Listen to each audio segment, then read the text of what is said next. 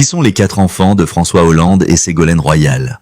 Leur nom est associé à l'histoire de la gauche française, mais en ce mois d'avril 2020 aussi, les enfants Hollande-Royal sont avant tout des citoyens engagés dans la vie civile. Élevés dans l'appartement familial de Boulogne-Billancourt, ils ont vu leurs 2 parents briguer la présidence de la République. Pourtant, malgré cette exposition, ils ont cultivé une normalité qui fait aujourd'hui leur force. Pas de scandale, pas de réseaux sociaux tapageurs. Chez les Hollande-Royal, on privilégie le fond à la forme. Thomas, l'aîné, l'avocat engagé. L'aîné de la fratrie, Thomas Hollande, né en 1984, est sans doute celui qui a été le plus exposé. En ce printemps 2026, il poursuit sa carrière d'avocat spécialisé dans le droit social et la défense des salariés. S'il a conseillé ses parents lors de leurs campagnes respectives, il a toujours refusé de se présenter à un mandat électif. Marié à la journaliste Émilie Broussoulou, il incarne cette figure de conseiller de l'ombre, préférant l'arène des tribunaux à celle des plateaux télévisés. Clémence, la force tranquille de la médecine. Vient ensuite Clémence, née en 1986. En ce mois d'avril 2026, elle représente la branche scientifique de la famille. Devenue hépato-gastro-entérologue, elle a mené ses études avec une discrétion absolue, refusant tout traitement de faveur dû à son patronyme. Ses collègues décrivent une femme de terrain, passionnée par son métier, qui a su se faire un prénom dans le milieu hospitalier parisien. Elle est l'exemple parfait de cette volonté familiale de réussir par le travail et le mérite personnel. Julien, le créatif du clan. Le 3e enfant, Julien, né en 1987, a choisi une voie radicalement différente, celle de la création. Cinéaste et auteur, il s'est épanoui loin des chiffres et des lois. En ce printemps 2026, Julien continue de développer des projets audiovisuels, explorant souvent des thématiques sociales qui font écho aux valeurs de ses parents, mais avec une sensibilité artistique qui lui est propre. Il est celui qui apporte la touche de bohème et d'imaginaire à cette fratrie très structurée. Flora, la benjamine et la psychologie. Enfin, la benjamine, Flora, née en 1992, s'est tournée vers les sciences humaines. Diplômée en psychologie, elle s'est spécialisée dans l'accompagnement et l'analyse. En ce mois d'avril 2026, elle travaille loin de toute agitation médiatique. Elle a toujours été protégée par ses aînés et formant avec eux un bloc soudé lors des moments difficiles, notamment lors de la séparation de leurs parents ou des tempêtes politiques. Flora incarne cette nouvelle génération qui privilégie le bien-être et l'humain, un clan soudé par l'essentiel. En conclusion, les 4 enfants de François Hollande et Ségolène Royal sont parvenus à un exploit rare, porter un nom célèbre sans en devenir les prisonniers. En ce printemps 2026, qu'ils soient dans un tribunal, un hôpital, sur un plateau de tournage ou dans un cabinet de conseil, Thomas, Clémence, Julien et Flora prouvent que l'on peut naître au cœur du pouvoir et choisir sa propre liberté. Il reste le plus beau succès commun d'un couple qui, au-delà de la politique, a réussi sa mission la plus importante, celle de parents. Mesdames, Messieurs, chers compatriotes et toutes celles de ceux qui me font l'honneur de suivre les actions de SOS Cameroun Solidarité par ma voix, je vous dirai jamais assez merci pour ce que vous nous apportez au quotidien. Sans vous, nous ne sommes rien et nous ne serons jamais rien. C'est pour cela que je ne manque aucune occasion, ici comme ailleurs, pour vous renouveler nos remerciements. Merci à toutes et merci à tous. Mes chers compatriotes, la fréquence de nos échanges n'est plus assez régulière parce que nous avons décidé d'adopter une autre stratégie de communication. Au-delà de la stratégie de communication, il faut maintenant se préparer à l'action. Vous savez, je vous l'ai dit la dernière fois, nous avons eu pour mission ici, et nous suivons le cadre de cette mission, qui était de sensibiliser, d'informer, de dénoncer, de proposer. Proposer. Il ne suffit pas seulement de critiquer, bien de dénoncer, mais proposer aussi au gouvernement ce que nous voulons, ce que nous pensons être bon pour nous, pour notre peuple, pour le Cameroun et pour les prochaines générations. Malheureusement, des années durant, nos propositions n'ont pas toujours été prises en compte. Il faut donc maintenant se préparer, parce que les autres se préparent à perdurer, à durer, pour durer, éternellement, sans rien nous apporter, voler pour faciliter les vies des autres peuples dans d'autres nations, et en appauvrissant leur propre peuple. Il faut donc, à notre tour aussi, de nous préparer. Le monde ne peut pas vivre, ne pourra plus vivre sans les combats. Et ces combats-là, c'est nous qui les créons parce que nous refusons de partager. Les guerres, les disputes, les combats partent du refus de partager ce qui ne nous appartient pas. Ce qui appartient à Dieu. Et Dieu a donc mis ça à notre disposition à tous. Un petit groupe de personnes arrive, décide que, bon voilà, comme je suis arrivé au pouvoir par les armes, et que ces armes m'ont été données par les Occidentaux, la première mission que j'ai, c'est de tuer ceux-là dont j'ai l'autorité, de tuer mes propres concitoyens en facilitant les conditions de vie des autres peuples. Alors, là où tu vis, tu refuses de répondre aux aspirations de tes compatriotes. Donc, les Occidentaux ont compris que les Africains ne vivent qu'attachés par le matériel, loin de la spiritualité, loin de l'amour de leurs. Qu'est-ce qu'il faut faire? Il faut leur donner des armes pour tuer leurs compatriotes, pensant que ce sont ces armes-là qui vont les protéger. Donc, résultat de course, les Occidentaux ont développé l'industrie de l'armement. L'industrie de l'armement, les 5 plus grandes puissances au Conseil de sécurité qui ont le droit de veto, c'est 5 pays. Et ces 5 pays-là sont aussi les 5 pays producteurs d'armes, pas producteurs de riz, pas producteurs de blé, pas producteurs de viande, de poisson, pas production de médicaments, production d'armes. Les armes ne sont pas là pour venir vous caresser ou bien distribuer les bonbons. Pour celui qui ne connaît pas, une arme a pour destination de ôter la vie, c'est-à-dire tuer. C'est ça la définition d'une arme. Une arme est là pour te neutraliser et te tuer. Donc c'est la première chose que les Occidentaux donnent aux présidents africains. Si quelqu'un n'est pas d'accord avec toi, tu l'arrêtes, tu l'emprisonnes et tu la tues. Voilà. Alors à force d'observer cela, nous nous sommes dit, ok. Et je vous l'avais dit il y a de cela 15, 20, 30 ans. Les mêmes personnes qui donnent ces instruments-là à nos parents de nous tuer sont aussi nos amis. Vous vous en doutez très bien que si je suis resté hors du Cameroun pendant plus de 34 ans, maintenant, j'ai aussi réussi la possibilité de me faire des amis, des partenaires dans ce domaine-là. J'ai eu toutes sortes de propositions, toutes sortes, mais j'ai toujours privilégié le dialogue. Dire voilà, nous allons proposer telle chose au président de la République, nous allons proposer telle chose au gouvernement. Nous allons lui dire que les Camerounais sont venus apprendre en Angleterre, ils ont appris. Les Camerounais sont venus apprendre aux États-Unis, ils ont appris. Les Camerounais sont venus apprendre au Canada, ils ont suffisamment appris. Ils ont appris en Allemagne, ils ont appris en Chine, en Russie, un peu partout dans le monde, et même y compris dans d'autres pays africains, le Maroc, et même au Cameroun, ils ont appris. Ces Camerounais-là seront même à même de répondre aux aspirations de leur pays. Alors, nos parents ne comprennent pas ça. Ils comprennent le langage des autres. Ces autres-là, pas parce que ces autres sont compétents, parce que les autres leur disent qu'on peut te protéger. Tu peux être président à vie, on va te protéger. La protection, c'est à partir du moment où leurs intérêts sont aussi préservés. Mais le jour où tu décides de ne plus préserver leurs intérêts, on te tue comme ils ont tué Mobutu, comme ils ont tué Bongo, comme ils ont tué Idriss Déby, comme ils ont tué Bokassa, comme ils ont tué tous les autres, y compris en Tunisie, les Ben Ali, les Moubarak et les autres. Et c'est reparti pour un tour. Mais malheureusement, nous n'apprenons rien. On reprend les mêmes, leurs enfants, ils refont la même chose pour finir comme leurs parents. Alors moi je pense qu'à un certain moment, il faut dire stop à cette hémorragie d'imbécilité. C'est de l'imbécilité, c'est de la bêtise.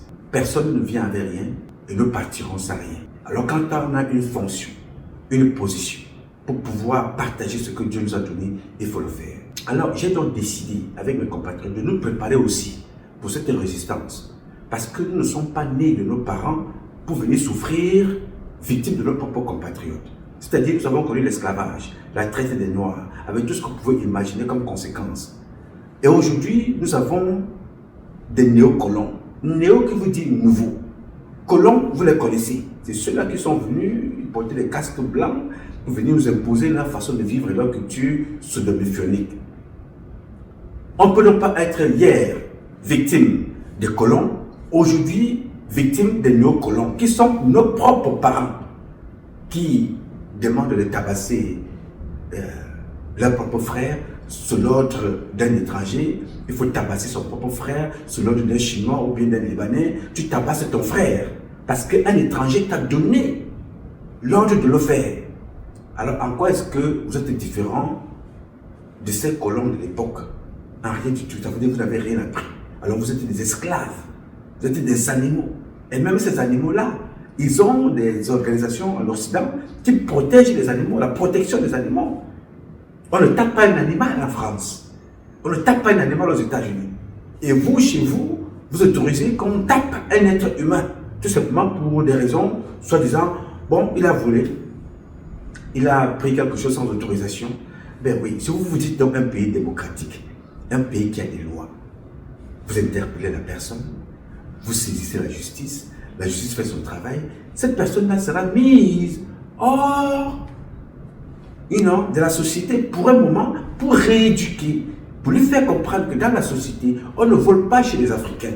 Il y en a tout, tu n'as pas besoin de voler. Tout. Chez nous en Afrique, quand tu passes devant une porte au village, tu demandes un renseignement. Avant de te donner le renseignement, on te dit assois-toi d'abord, mange, bois de l'eau avant de continuer parce que la route sera peut-être longue. Si ça fait tard, on te donnera un endroit pour dormir. Dis non, dors ici. On ne te connaît pas. Hein? On ne sait pas d'où tu viens. Mais le simple fait que tu sois des nôtres, que tu nous ressembles, tu sois humain comme nous, comme moi, comme toi. On te dit voilà, il y a un lit ici, il y a à manger, il y a à boire, il y a à te laver. Et demain matin, quand il se fait jour, tu reprends ton chemin. C'est ça notre culture. L'hospitalité, le partage, le vivre ensemble, l'amour du prochain. C'est ça notre culture. Alors, les autres vous ont apporté, ramené de chez eux la culture de la violence, la culture de l'agressivité, la violence physico-morale. À chaque fois, elle fait mal, elle fait des dégâts. Et vous avez adopté cela. Il faut donc y mettre fin. En Suisse, là où vit le président de la République du Cameroun, mon père, Paul Barthélemy Bembe-Fondor, combien de fois vous avez rencontré quelqu'un être tabassé en route? Alors que vous tous, vous aspirez à aller en Suisse. Et quand vous arrivez là-bas, vous êtes rapidement ramené chez vous. Parce que vous arrivez dans un pays où les gens vous disent qu'ils sont civilisés. Mais ils ont ramené chez vous la violence. Et vous avez développé cette violence-là. Et quand vous arrivez chez eux, c'est la même violence qui vous condamne. Alors il faut donc arrêter ça très rapidement. Nous avons donc décidé de nous préparer aussi. Voir ce que ça va donner. Se préparer à la résistance. Se préparer à s'opposer. Parce que le monde de demain sera très violent. Je n'accepterai pas léguer un monde comme celui que nous voyons aujourd'hui à nos enfants. Ou des siècles plus tard, nous continuons à être des esclaves. Aller manger des caca à Dubaï. Oui, monsieur. On mange les caca à Dubaï. On mange les caca. Pendant que ceux de là-bas viennent prendre l'or, le diamant et le pétrole pour aller développer leur pays. Ils mangent bien, mais vous venez manger leur caca. Alors que la richesse qui fait leur pays, ils sont venus la prendre chez toi, à l'est du Cameroun, chez Chantal Tulé, mon frère et ami. Ils vont prendre la richesse de Chantal Tulé. Mais Chantal Tulé est interdit. Chantal Roger Tulé est interdit chez lui de parler. On lui interdit de parler. On lui interdit de dire ce qui ne va pas. On lui dit non, tu es interdit de parler à vie. Mais pendant ce temps, on vient prélever la richesse de sa terre pour ramener à Dubaï. Et à Dubaï, là-bas, ceux qui n'ont pas le courage de Chantal Tulé à se battre sur place vont là-bas maintenant manger les caca que ceux-là mangent et rejettent après avoir mangé les produits qui sortent de la ville, de la terre, du pays et du village de Chantal Roger Tulé. Voilà à quoi aurait servi 43 ans le pouvoir de mes propres parents. Il faut donc dire stop à un certain moment.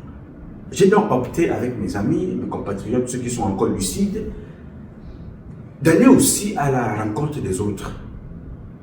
Leur dire, vos droits de l'homme, c'est bien pour vous ici. Mais pour le moment, vos droits de l'homme font des dégâts partout. Ne soyez donc pas surpris que j'aille demain au-delà de vos droits de l'homme, parce que c'est nous qui incarnons les droits de l'homme plus que vous. Donc préparez-vous à nous entendre de l'autre côté. Je viens donc vous dire que les gens que vous avez imposés là-bas, nous allons les affronter.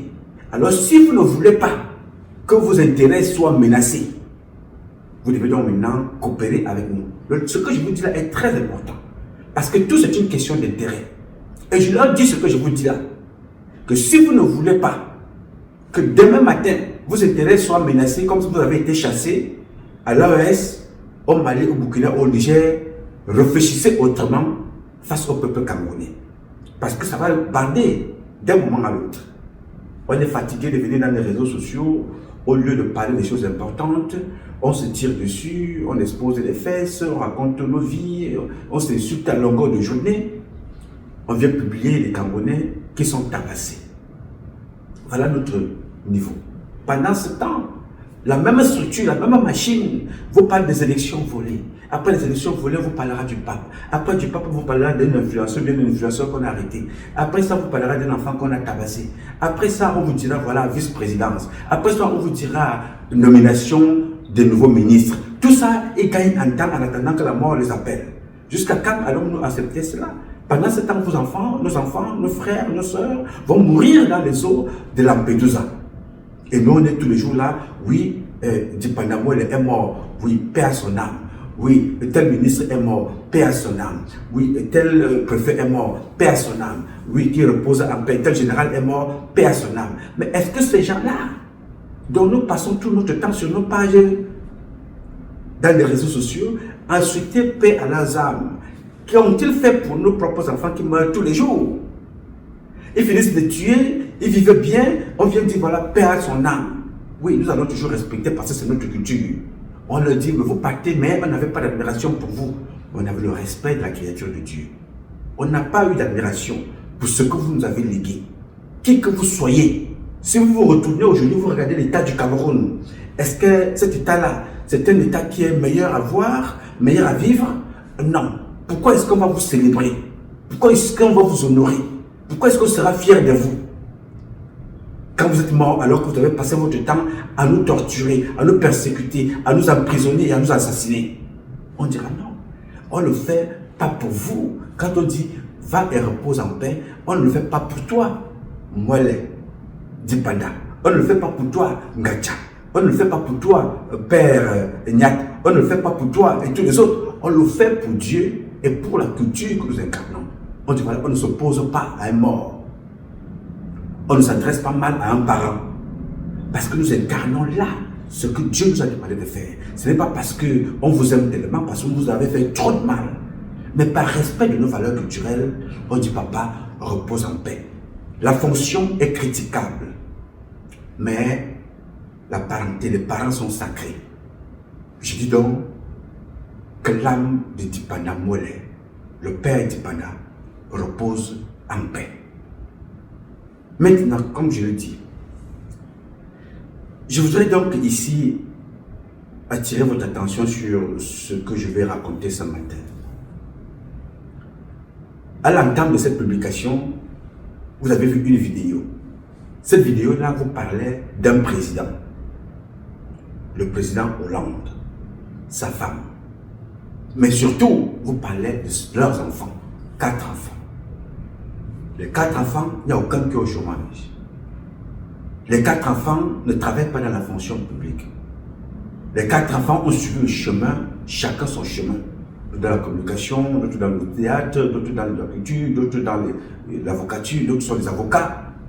Chaque enfant. Et ces enfants-là sont matériellement pauvres. Tous, ils sont matériellement pauvres. Ils ont réussi à s'élever, à élever leur pays avec la richesse qui venait du Cameroun. Il y a donc une image qui m'avait interpellé. L'image du président Paul Biya debout, là. Vous le voyez là. Il est debout là. Le président Paul Biya n'attend pas un chef d'État. Non. Il n'attend pas un chef d'État. Le président Paul Biya n'attend pas un gouverneur. Il n'attend pas le représentant des Nations Unies. Le président Paul Biya n'est pas debout à attendre un chef traditionnel camerounais. Non. Le président Paul Biya n'est pas là à attendre un étudiant camerounais ou alors à recevoir M. Atangana, qui est l'un des meilleurs mathématiciens au monde. Non. Le président Paul Biya n'attend pas un Camerounais qui est ingénieur à la NASA. Le président Paul Biya est debout parce qu'il attend le fils de Laurent Fabius, Thomas Fabius, un bandit, un voyou. Le président Paul Biya est là avec tous les honneurs, toute prise. Il attend un bandit. Le président Paul Biya ne le connaît pas. Hein? Non, ça a été l'action de Martin Bellinga et Boudou dans la frappe et la fémania. Pourquoi? Vous allez comprendre, je vais l'embobiner. Les enfants d'Hollande vont dans des grandes écoles, ont étudié. Quand Hollande arrive donc aux affaires, son ministre des Affaires étrangères s'appelle Laurent Fabius. Ils mettent la pression sur Biya. Il faut que tu partes. Le président ne veut pas te recevoir. Une façon de lui mettre la pression. Alors, il faut automatiquement que de l'autre côté, Martin Bellinger pour te dire, il faut que Hollande te reçoive pour le calmer parce que sinon il va te faire partir. Il faut que tu partes. Parce que tu as déjà trop duré, tu dois partir. Et pour être reçu, il faut payer. Il ne faut pas donner l'argent à Hollande directement, non. Il faut passer par des canaux et des cabinets que vous connaissez. Ça doit chiffrer. Il y a chaque étape, chacun doit prélever. Martin Bellinger et Boutou et ses réseaux tombent sur un premier réseau qui ne marche pas. L'argent est sucré. Il décide donc maintenant de passer par le ministre des Affaires étrangères, passant par son fils Thomas Hollande, un gars qui a des dettes partout là, qui avait des dettes partout dans les casinos ici. Ce que je vous raconte là, vous avez suivi une partie de cette histoire par moi ici, mais aussi par certains journalistes français qui se posaient la question que mais comment le fils de Hollande qui vit des aides sociales a acheté une maison dans le 16e ou dans derrière RFI. D'où il vient de l'argent? C'était l'argent qui avait été donné par Paul Biya. Donc quand vous le voyez assis là, combien de Camerounais avez-vous vu assis à côté de Biya, notre président? Pas ce jour-ci qu'il est devenu fatigué, sa femme amène les PD, venez s'asseoir à côté de lui, raconter le vie, il ne les connaît même pas, il ne sait même pas s'il y a des gens à côté de lui, et pense parfois que c'est des oiseaux qui chantent le matin. Paul Biya assis, avez-vous vu un Camerounais assis à côté de lui comme ça? Jamais de la vie. Ils ont donc prélevé, ils sont partis. Je vous ai fait le petit rappel de cette histoire pour vous dire que eux, ils ont pris cet argent-là pour développer leur pays, éduquer leurs enfants, y compris les enfants de Hollande, qui sont des avocats, qui sont des cadres dans la société française. N'est-ce pas? Bien. Aujourd'hui, je vais vous parler de ceux qui entourent le président de la République, mais davantage qui entourent sa femme. Nous allons commencer par là. Une organisation de courtisans, de prostituées, des malhonnêtes qui ont accompagné Chantal Biya durant plus de 30 ans. L'ont envoyé dans la dérive, l'ont envoyé partout, sauf sur le droit chemin. Je vais vous raconter cette histoire parce que demain, ne dites pas que vous n'étiez pas au courant. Demain, ne dites pas que vous n'étiez pas informé. Je vous parle ici que tu m'aimes, que tu ne m'aimes pas. L'objectif n'est pas de m'aimer. Mon objectif ici, c'est de dire ce qui va arriver. Parce que vous avez toujours là de croire que les prophètes sont ceux qu'on vous présente dans la Bible, les Jean-Baptiste. Parce qu'à l'époque de mes ancêtres, il n'y avait pas de gens. Donc, je ne peux pas croire à l'ancêtre Jean-Baptiste. Mais je vous prends toujours des exemples de la Bible pour vous dire que ces exemples-là, bien que les noms ont été changés, certaines choses ont existé. Mais ça concernait, il y avait des noms comme le Sokudjou à l'époque. Oui, le Kunta Kinte à l'époque. Ce sont nos noms à nous. Il n'y avait pas de Jean-Baptiste, il n'y avait pas de Pierre, il n'y avait pas de Paul. Donc cette histoire-là, certaines histoires de la Bible ont existé, mais les noms ont été falsifiés et changés. Je vous parle donc de ça pour vous ramener à votre histoire. Donc en venant vous parler ici, je n'attends pas que tu m'aimes. Je n'attends pas que tu dises, tu likes. Je n'attends pas ça. Je veux que le message soit retenu et que tu comprennes ce que tu représentes. Tu es chère, importante à mes yeux, important à mes yeux, pour que je partage avec toi ce que je pense, pas parce que je connais beaucoup. Non, parce que je suis un apprenant. Je suis un éternel apprenant. Je suis un ignorant. Un ignorant, c'est lui qui apprend éternellement. Apprendre à soigner son ignorance, c'est aller au contact de ceux qui savent ce que je ne connais pas, de ceux qui ont le savoir que je n'ai pas. Je m'en vais donc à leur rencontre pour apprendre. Donc je ne soigne pas ici la bêtise que certains d'entre vous incarnent. Je partage ce que je sais, ce que j'ai appris, et j'apprends aussi de vous autres. Donc je n'attends pas que tu m'aimes. Je ne veux pas que Chantal Biya m'aime. Si elle voulait m'aimer, elle aurait écouté ce que je lui disais depuis très longtemps, pour l'amour de notre fille, pour l'amour de nos enfants. Elle n'a pas écouté, elle a été ramenée à des comportements qui n'ont rien à voir avec la réalité. Aujourd'hui, les enfants sont à la ramasse. Si quelqu'un me voit et veut se rapprocher de moi, Abeg, ne le fais pas, ne le fais pas. Moi, je suis grave maudite, frère. Je suis maudite, ma vie est maudite, ma vie est attachée, enroulée quelque part, je sais pas trop où. Mais ma vie est maudite. Je traverse une période sombre depuis 2014 et elle devient de plus en plus sombre. Ça m'enlève le goût de la vie. Et en plus de ça, ça me change en tant que personne. Et le pire, c'est que c'est un destin inévitable. Donc, je ne peux pas l'éviter. Et j'ai toujours su que je suis quelqu'un, je ne vais pas vivre jeune. Ça, je l'ai toujours su. Et ça devient de plus en plus évident. Mais je m'attendais pas à avoir 100 000 personnes sur mon dos, au fait. Pendant que je suis en train de traverser une épreuve. Tous les jours, pendant peut-être 100 jours, tu as 100 000 personnes sur ton dos. Tout le monde se mêle de ce qui... Abandonnés à eux-mêmes, parce que l'éducation, c'est d'abord la mère. Le père va chercher l'argent. Donc, je vous parle ici, à vous autres, dont vous allez voir vos noms égrenés ici. Pour la première partie, vos noms sont égrenés ici. Pour vous dire que personne ne vous a forcé à aller à côté de Chantal Biya. Vous avez cherché à aller à ses côtés, n'est-ce pas? Vous avez fait ce que vous avez voulu faire. Aujourd'hui, votre image est exposée, est accompagnée, est ajoutée, est collée à celle de Chantal Biya. L'échec. Moi, je fais partie de la famille maudite au paradis. Tous les métiers Bonanga, c'est nous qui sommes au pouvoir. Nous sommes donc maudits au paradis. Il n'y a pas deux paradis. Le paradis, c'est le Cameroun que vous voyez là. Dieu ne peut pas faire naître des peuples sur une terre aussi riche et qu'on puisse échouer. Demain, vous qui avez donc été aux côtés de Chantal Biya, demain, nous n'allons pas poser la question qu'est-ce que vous avez fait pour le peuple camerounais parce que vous n'avez rien fait. Mais on va s'interroger sur vos actions dans votre propre vie. Les humiliations que vous avez imposées, le bling-bling, l'ostentatoire, le mépris, nous irons là-bas voir ce que vous avez fait. Toutes les femmes du CELAC, toutes les femmes de la Fondation Chantal Biya, vous allez nous dire un jour ce que vous avez fait pour le peuple camerounais. Parce que vous avez eu tous les moyens. On ne peut pas passer toute une vie à offrir des cadeaux. La première dame est allée donner les cadeaux, les pompes qu'on a achetés en Suisse, en Chine, autant pour moi. Oui, à la Suisse aussi, de temps en temps, les pompes, les bonbons qu'on a ramenés partout ailleurs. Les Camerounais n'ont pas besoin des cadeaux de la première dame. Les Camerounais sont capables de s'offrir leurs propres cadeaux en travaillant, en profitant des biens que Dieu leur a donnés. On ne peut pas passer le temps à aller acheter des choses en Chine pour venir les donner aux Camerounais. On neutralise toute une journée, un cérémonial à la con qui ne sert à rien. On fait les défilés à gauche et à droite et vous buvez des champagnes. Non. Le Camerounais est tellement intelligent. Le Camerounais est tellement fier de lui que le Camerounais veut travailler son argent. On vous demande de libérer le Cameroun pour que les Camerounais travaillent. Vous ne l'avez pas fait.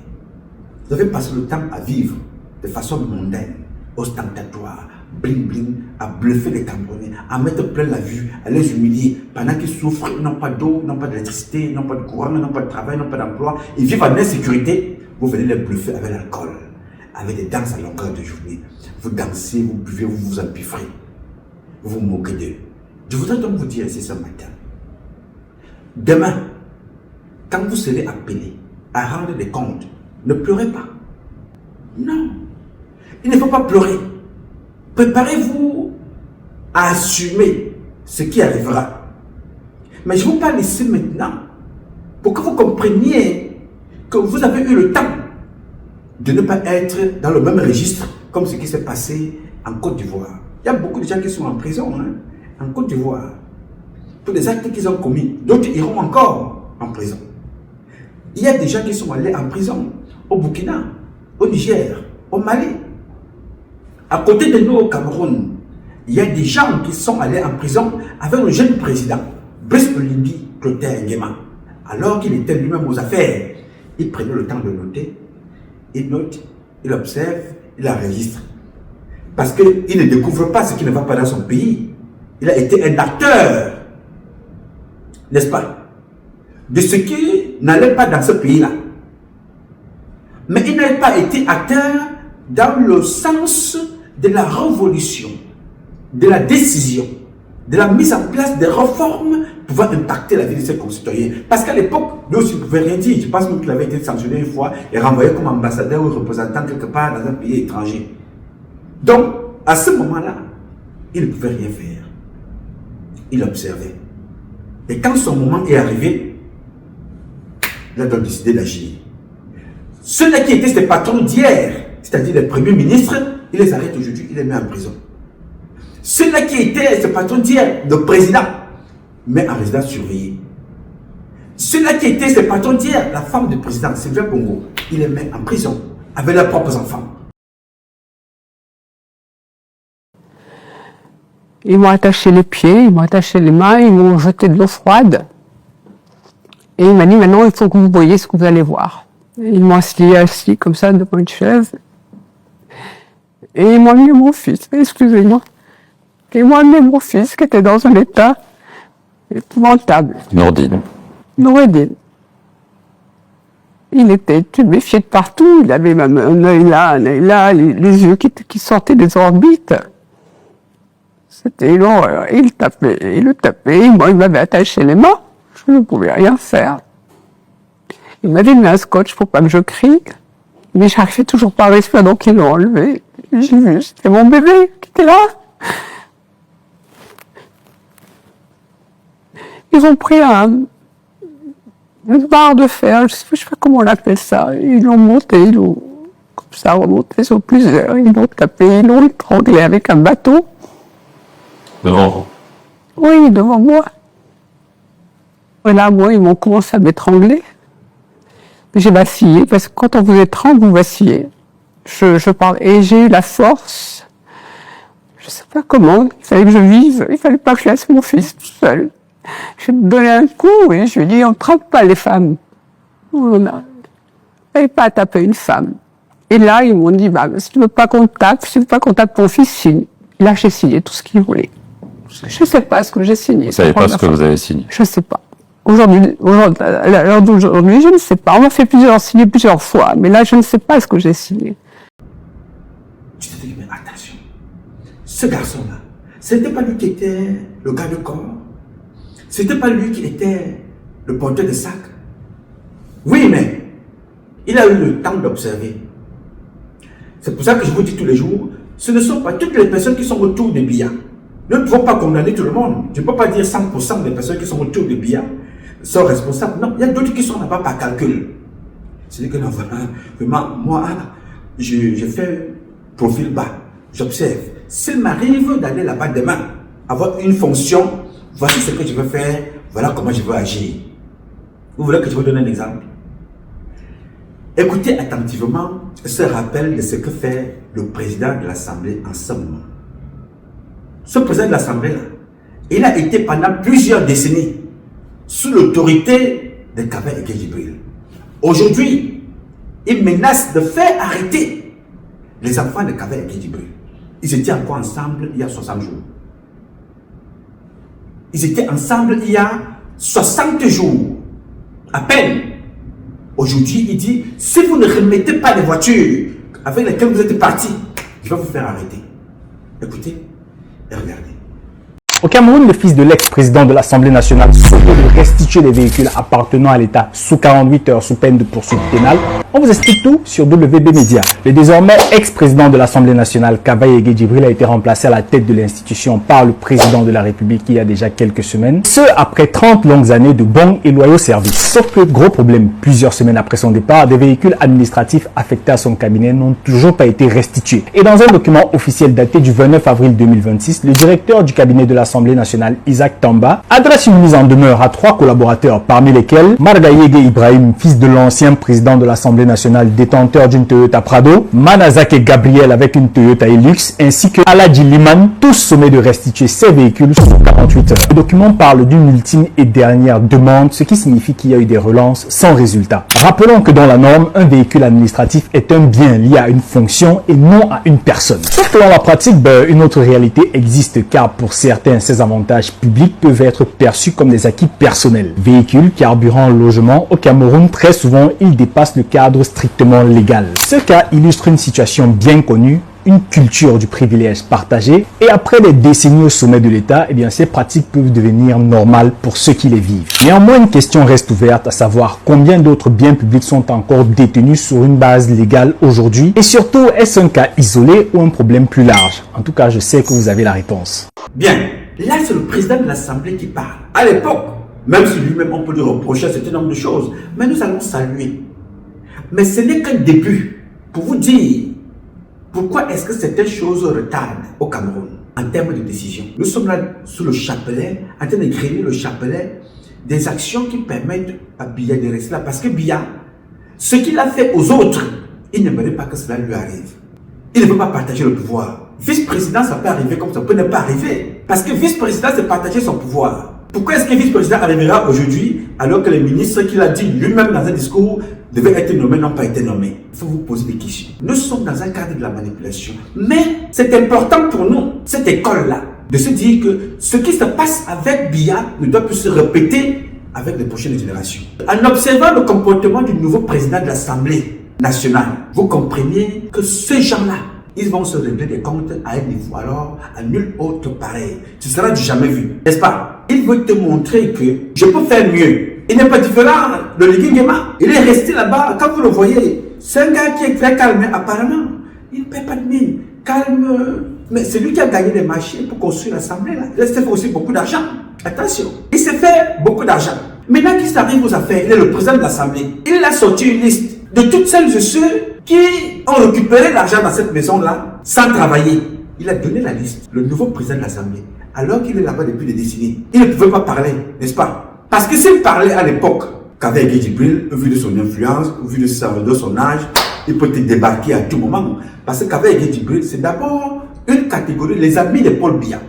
Ces personnes d'un autre âge, là, ce sont nos ancêtres. Hein? Sont-ils des ancêtres méritants ou pas?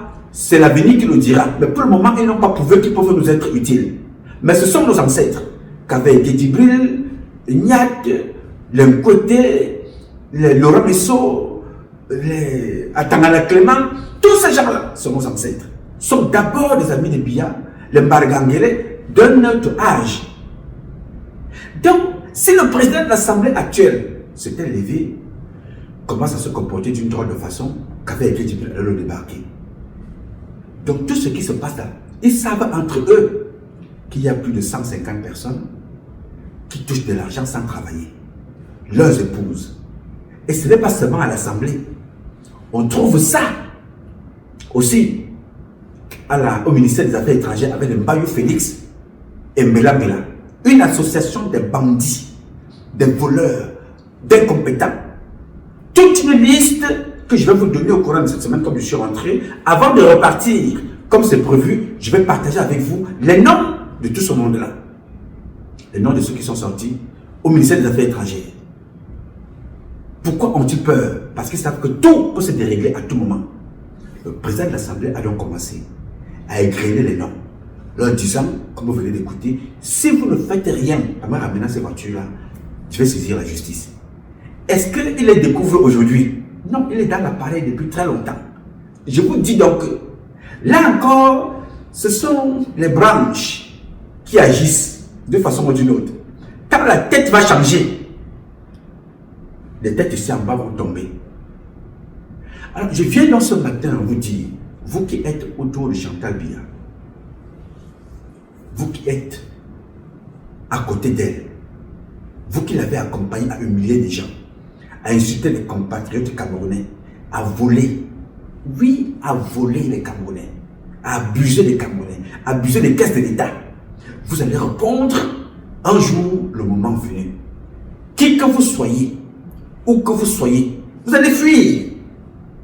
Oui, beaucoup d'entre vous vont fuir.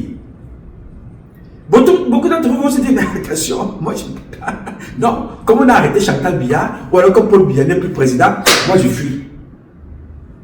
Votre corps, même mort avant d'arriver au Cameroun, va payer ce que vous avez volé. Notez ce que je vous dis là.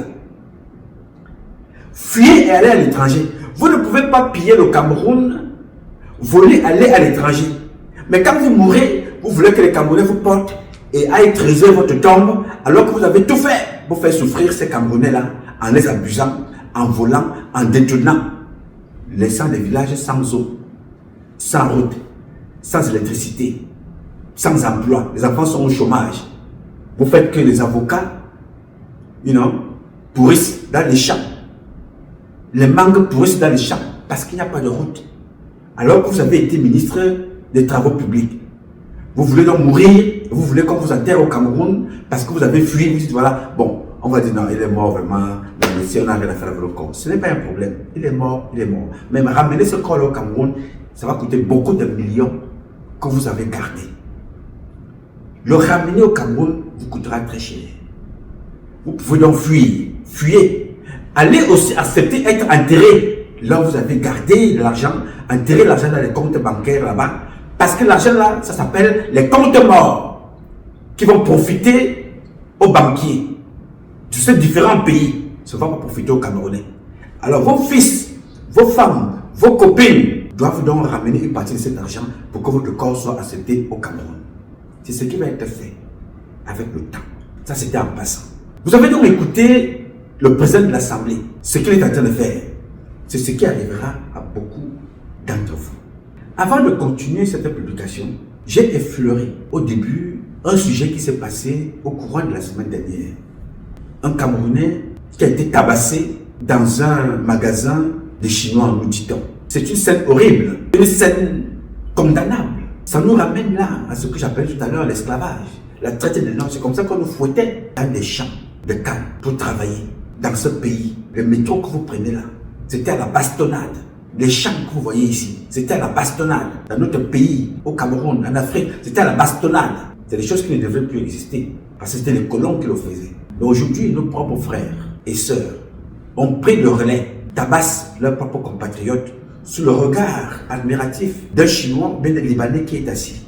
Au Cameroun, est-ce que vous savez que ces gens-là, ils font parfois ils vont faire leurs besoins dans des seaux. Ils appellent leurs employés là d'aller verser, d'aller nettoyer. Ça se passe au Cameroun. Cette scène que vous avez suivie est condamnable, n'est-ce pas? Mais d'où vient le courage? D'où les Chinois prennent ce courage-là pour faire des comportements pareils? Ils prennent ça de chez nous, nous-mêmes. Quand un Chinois se rend compte qu'on peut tuer un Martinez Zogo, on le découpe, on jette, et on passe. On peut tuer un Jean-Marie Mounambala, on découpe, on jette, on passe. On peut tuer petit, le petit bébé au quartier, on tue, on passe. Ils se rendent compte que vous êtes du bétail. Ils doivent vous tabasser. Ils doivent vous tuer parce que les vôtres vous tuent. Je veux saluer ces Chinois-là qui tabassent les Camerounais. Oui, ils ont compris. Ils savent ce qu'ils veulent. Leur travail doit être fait sous ce qui a toujours marché. La bastonnade, l'esclavage. Ça va continuer. Il faut qu'ils vous tabassent. Et fort, très fort même. Vous devez être tabassé. Et quand vous serez fatigué de tabasser, d'être tabassé, vous allez donc vous lever un jour et dire non. Quoi? Tu peux me tabasser chez moi, ici, et tu devant, au Thomas de Bois. Non, dans mon village, tu me tabasses. Tu vas donc tabasser le Chinois, que le Chinois va appeler Ching Chang Chung. C'est-à-dire que c'est là où son caractère ne va plus fonctionner. Il va rentrer chez lui. Le jour où tu prendras conscience de ce que tu représentes dans cette société, parce que chez eux, ils respectent les animaux. Ils habillent les chiens. Les chiens ont leur médecin. On l'appelle le vétérinaire, le médecin des chiens, des chats, des animaux. On le soigne. Mais toi, on te tabasse avec le fouet. Mais chez eux, ils pomponnent les animaux. Tu vois le contraste. Tu vois un peu. Quand Brenda arrive, elle vient avec son petit chien, on l'appelle les chihuahuas. D'autres épousent ces chiens-là, elles font l'amour avec ces chiens. Mais toi, on vient te tabasser dans ton propre pays. Donc, le Chinois a raison de te tabasser parce qu'il sait que tu ne sais pas ce que tu représentes. Mais le jour où tu prendras conscience de ce que tu représentes sur cette terre, personne, mais alors personne ne lèvera la voix pour te parler fort. Parce que tu connais tes droits, tu connais qui tu es, tu sais ce que tu représentes pour toi, pour Dieu et pour les Africains et pour la terre de tes ancêtres. Aucun être humain, fût-il président, fût-il général, n'a le droit de ôter la vie, n'a le droit de taper personne. Parce que si nous sommes un pays démocratique, un pays libre, régi par des lois, des règles, des constitutions et des institutions, tu poses un acte, on saisit la justice, on t'amène, la justice te juge. On a le droit, personne n'a le droit de se faire justice. Personne n'a le droit de se faire justice. Personne n'a le droit de te mettre, poser la main dessus. Qui qu'il soit, quel que soit son rang social, n'a le droit de te tabasser. Alors le jour où vous serez fatigué d'être tabassé par des Libanais et par des Chinois, vous allez prendre un, vous le tabassez aussi. À ce moment-là, les autres vont comprendre. Pour le moment, le seul président qui le fait en Afrique s'appelle Paul Kagame. Aucun Chinois ne peut poser un tel acte là-bas. On ferme ta boutique, on ferme ta société, tu rentres chez toi, mais en passant par la case de prison. Tu es condamné comme les Chinois condamnent chez eux. L'autre jour, ils ont tué des personnes qui ont violé les enfants. Le dernier homme d'affaires chinois milliardaire qui a été exécuté, il venait de rencontrer Paul Biya. Pas parce qu'il a rencontré Paul Biya, parce que ce monsieur-là était corrompu depuis et il était poursuivi. quand il est rentré en Chine, il a été exécuté. Alors, si tu veux te prendre au sérieux, ne tolère pas ça. Imposez le respect chez vous. Ici, aux États-Unis, il n'y a pas un policier devant chaque personne, non. Mais il y a la loi pour toute personne. Ça ne va pas, on appelle la police, elle vient te chercher. Ça ne va pas, on te traduit en justice, tu vas répondre là-bas. Donc, ceux qui ont fouetté les Camerounais, continuez. Il faut les fouetter, il faut les tabasser. Jusqu'à quand ils finiront par comprendre qu'ils ne méritent pas d'être traités ainsi, ils prendront leur destin en main. Vous voyez un peu, ils ont été traités comme ça pendant 43 ans. Oh, libérez tel, oh, libérez tel. On est dans les réseaux sociaux, on publie. À l'époque, j'étais tout seul. Depuis 34 ans. Internet existait, mais les réseaux sociaux n'existaient pas.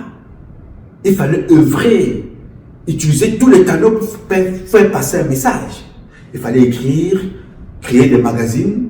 Avec mon jeune frère à l'époque à Paris, Abdelaziz Moundé, on passait des nuits à ne pas dormir, à boire du coca parce que Abdelaziz Moundé ne boit pas d'alcool. Moi non plus, je ne bois pas d'alcool. Il fallait boire du coca.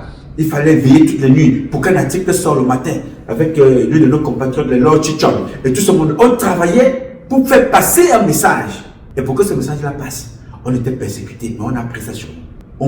On prenait ça sur nous. Pour que ce message-là passe, pour vous sensibiliser, pour vous informer, pour vous dire ce que nous sommes, ce que nous vivons, ce que nous méritons d'être, ce qu'on nous fait être, le mépris qui nous a imposé. On a fait beaucoup de choses. On n'exposait pas les femmes, on ne venait pas raconter n'importe quoi ici, on parlait avec preuve à l'appui. Mais vous êtes nombreux à rejoindre ce combat, mais comme je le dis, chacun sait pourquoi il est venu dans ce combat. Nous n'avons pas tous le même combat. Donc je ne peux pas vous reprocher. Mais je dis donc, ceux qui sont conscients, il est donc temps qu'on se mobilise pour dire non à ces comportements. Non à ça. On ne peut pas avoir l'armée chinoise derrière un magasin de chaussures. Un militaire chinois aller s'asseoir derrière un magasin pour garder avec l'arme un magasin de chaussures. Ça n'existe pas en Chine. Il n'y a que chez nous qu'on voit nos militaires derrière un restaurant où on vend les poissons. Chez un Chinois, chez un Libanais. On les trouve un peu partout. Les militaires de la CEMIL, les militaires, chaque bataillon va voir un Chinois et dit non, je peux te donner les militaires pour venir te garder. Les militaires! Alors, je vais donc dire au chef CEMIL ici, avant de tomber sur le sujet de Chantal Biya. Monsieur le chef CEMIL, vous avez hérité d'une maison qui est sale. Elle mettra beaucoup de temps à être nettoyée. C'est une grosse structure, la CEMIL, mais elle a été tellement salie par Mbankui et une armée de bandits qu'il a mis sur place. Donc vous verrez que vos militaires font la sécurité partout, dans les banques, dans les restaurants, même chez les femmes qui vendent des soya, des poissons brisés, tu trouveras un militaire là, parce que à l'époque, Mbankui, s'il a connu une femme quelque part, il envoie un militaire aller garder là où elle fait le soya. Je ne veux parler même pas des vendeurs de drogue, de cocaïne, des bangamans, et les Chinois, les Libanais. Donc vous devez reformer ça, monsieur. Reformez cela. Rappelez tous vos militaires. Donnez une statue à l'armée, s'il vous plaît. Parce que si vous ne le faites pas, demain vous serez responsable. Vous ne voyez aucun militaire. La tenue militaire est sacrée. Le militaire, la tenue fait quoi dans des bars, dans des casinos? Allez à Bastos. Allez voir vos militaires qui sont derrière les Chinois. Le Chinois est en train de jouer. Un militaire est derrière lui avec le PA.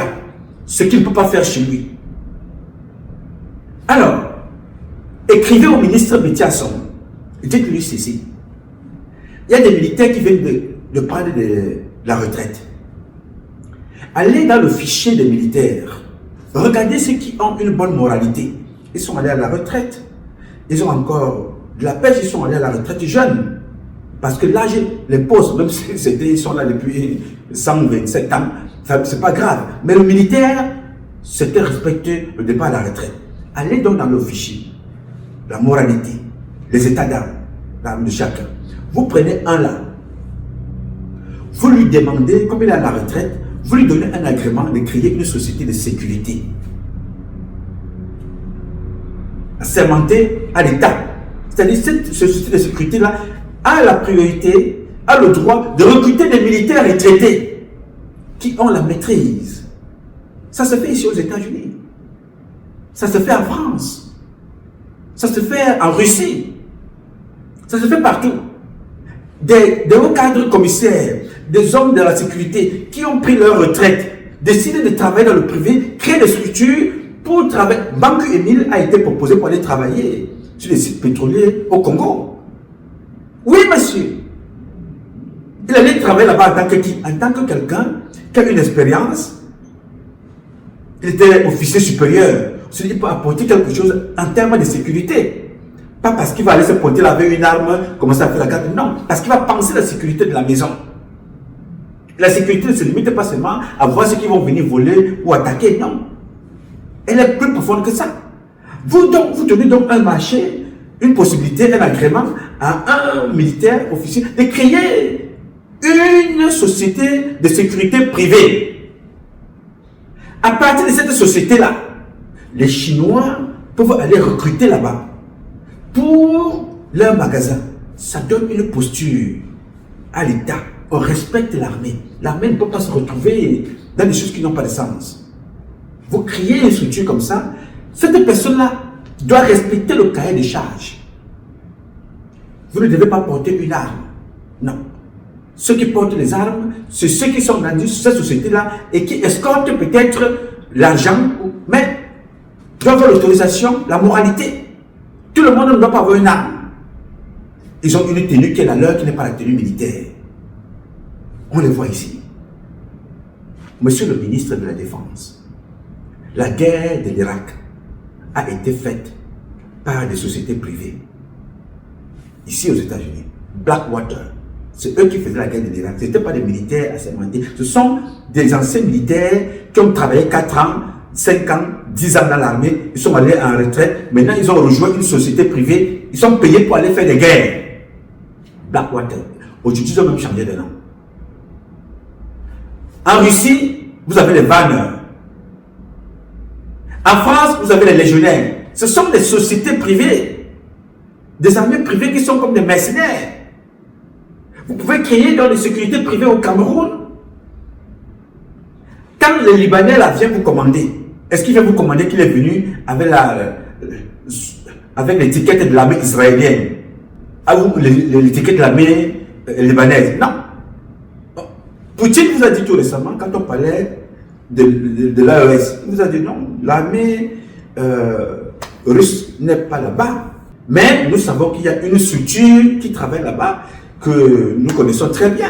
Pourquoi vous ne pouvez pas nous inspirer de ce qui est fait chez les autres? Capitaliser et faire mieux chez nous. On voit un militaire avec des galons. Et vous allez les voir, ces militaires-là. Les tenues ne sont pas pareilles. Hein.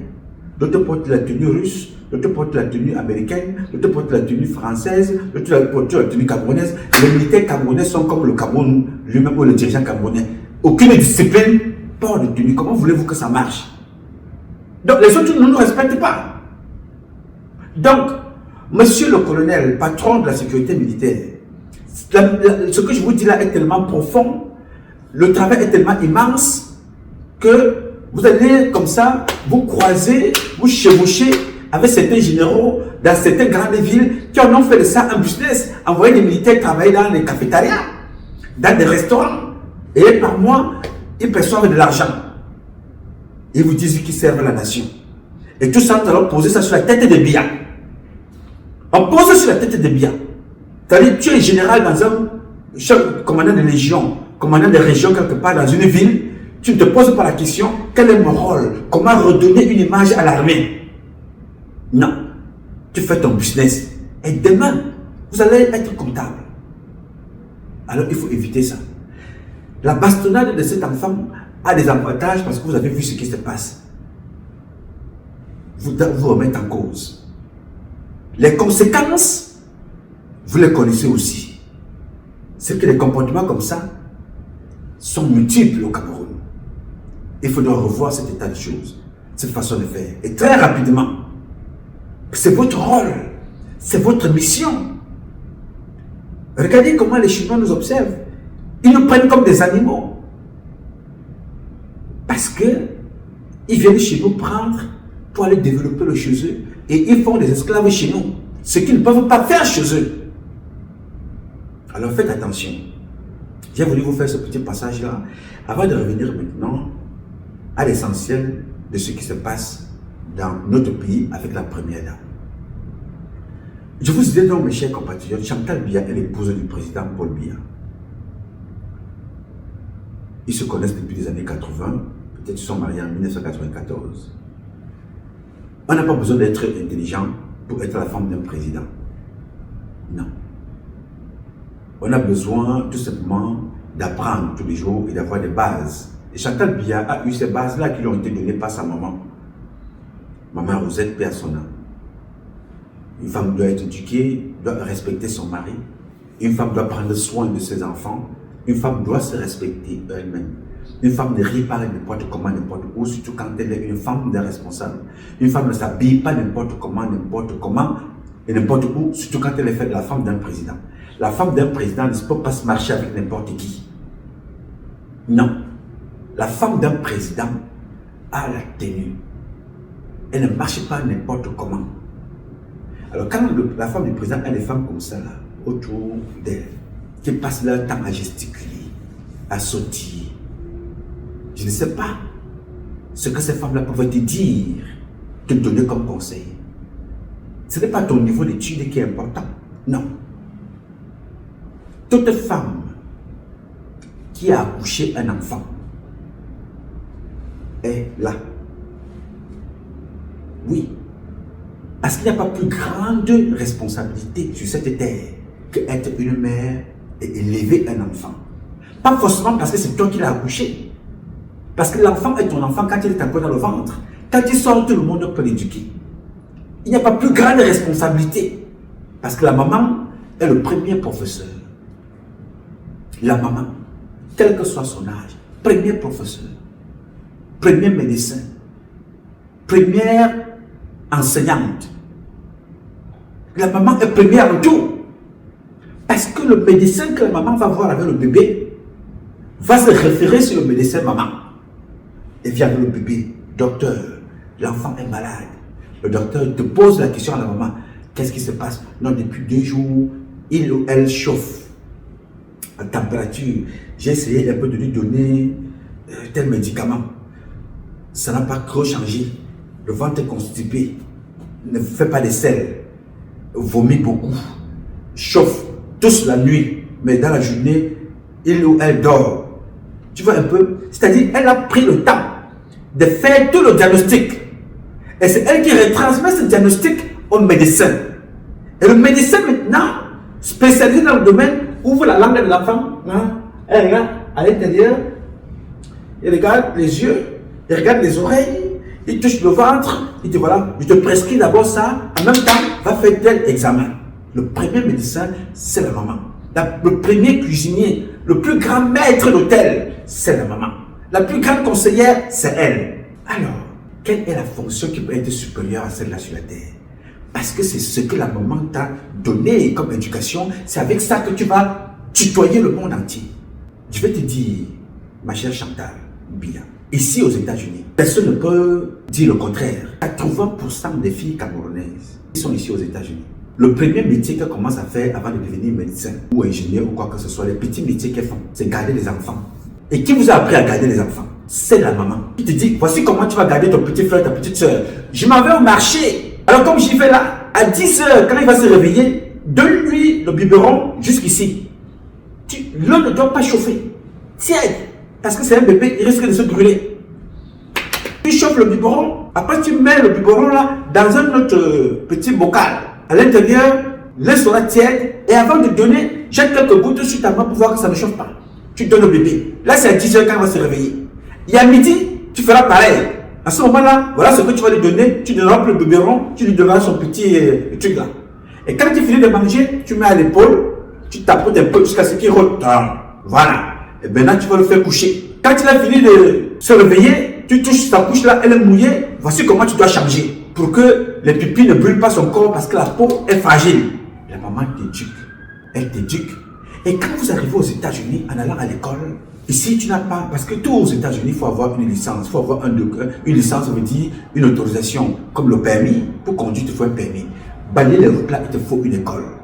Balayer les routes, tu dois passer une école. Garder les enfants. Pour garder les enfants, donc, c'est le premier métier qui t'a été enseigné par ta mère. Tu vas là-bas, tu n'as plus rien à apprendre de ces gens-là. On va seulement te dire ce que l'enfant mange, tu sais comment jouer avec l'enfant, et ainsi de suite. Tu as tes 2 heures ou tes 4 heures, l'argent qu'on te donne là te permet de payer des petites charges et aller à l'école. D'autres, c'est la coiffure. Maman te disait, viens t'asseoir ici, avec tes cheveux qui sont là comme une folle. Viens t'asseoir ici, je vais te laver. Elle lave d'abord les cheveux, elle sèche, elle nettoie avec machin, elle te tresse. À force de te tresser, elle va te demander aussi d'apprendre à tresser. Si tu es une seule fille qu'elle a accouchée et tu n'as pas ta soeur avec laquelle sur sa tête tu vas apprendre à tresser, elle va te dire voilà, tu vas apprendre à tresser sur sa propre tête, la maman à elle. Toi-même ta maman. Tu dis ok, je vais m'asseoir, tu apprends à me tresser. Ou alors sur les poupées, elle t'enseigne. Donc les filles aux États-Unis, en France, au Canada, partout, elles sont dans les salons de coiffure et elles vont à l'école. C'est qui? C'est la maman. Cette maman qui n'a pas fait l'université. Cette maman qui n'a pas fait la Sorbonne. Cette maman qui n'est pas gouverneur. Mais elle a toutes ses fonctions. Elle est gouverneur. Elle est commandant d'armée. Quand il faut crier, elle crie. Quand il faut taper fort, elle tape fort. Quand il faut dire, viens faire ta chambre. Quand il faut faire le ménage, tu dois être là. Elle doit t'apprendre à te nettoyer, à te laver. À te dire, ma fille, elle apprend à se laver, te prend à te laver. Quand tu as 7 ans, déjà, commence à te laver déjà. Parce que 6 ans, les filles commencent à dire, non, non, maman, je peux me laver moi-même. Elle dit, oui, je sais, mais attention, je vais te montrer les secrets de maman. Voilà comment une femme se lave. Voilà comment une femme se nettoie. Voici, voici, voici, voici. Elle t'apprend tout ça. C'est la maman. Elle n'a pas été dans des grandes écoles. C'est la retransmission des valeurs par voie orale. La retransmission des valeurs par en montrant, par l'action, en t'apprenant. Voilà comment les filles là commencent donc à travailler et deviennent des avocats. Elles deviennent des avocates aux États-Unis. Ils deviennent des avocats aux États-Unis. Ils deviennent des enseignants, des professeurs. En faisant des petits métiers, les garçons pareils. Le père apprend à être un homme fort, à travailler. You know, il faut faire les travaux. Au quartier chez nous à la CCC, là où mes parents habitaient, à Bassa, nous on vendait le sable. Dès qu'il pleut, chacun prend sa pelle. Tu vas faire ton tas de sable. Tu vas vendre pour faciliter la tâche aux parents qui œuvrent déjà beaucoup pour nous envoyer à l'école. Quand tu vends un tas de sable, 1500, 2000, 3500, 5000, ça dépendait de la hauteur de ton tas de sable. Il fallait travailler dur. Parfois, les parents nous prenaient au quartier. On faisait le nettoyage au quartier. Oui, monsieur. En quoi est-ce que ça nous a servi aujourd'hui? Quand tu arrives ici, parfois on te dit que tu vas avoir fait sécurité quelque part dans un magasin. Tu es capable de te tenir debout, même si tu n'as pas fait l'armée. D'autres vont faire taxi. D'autres travaillent dans certaines structures.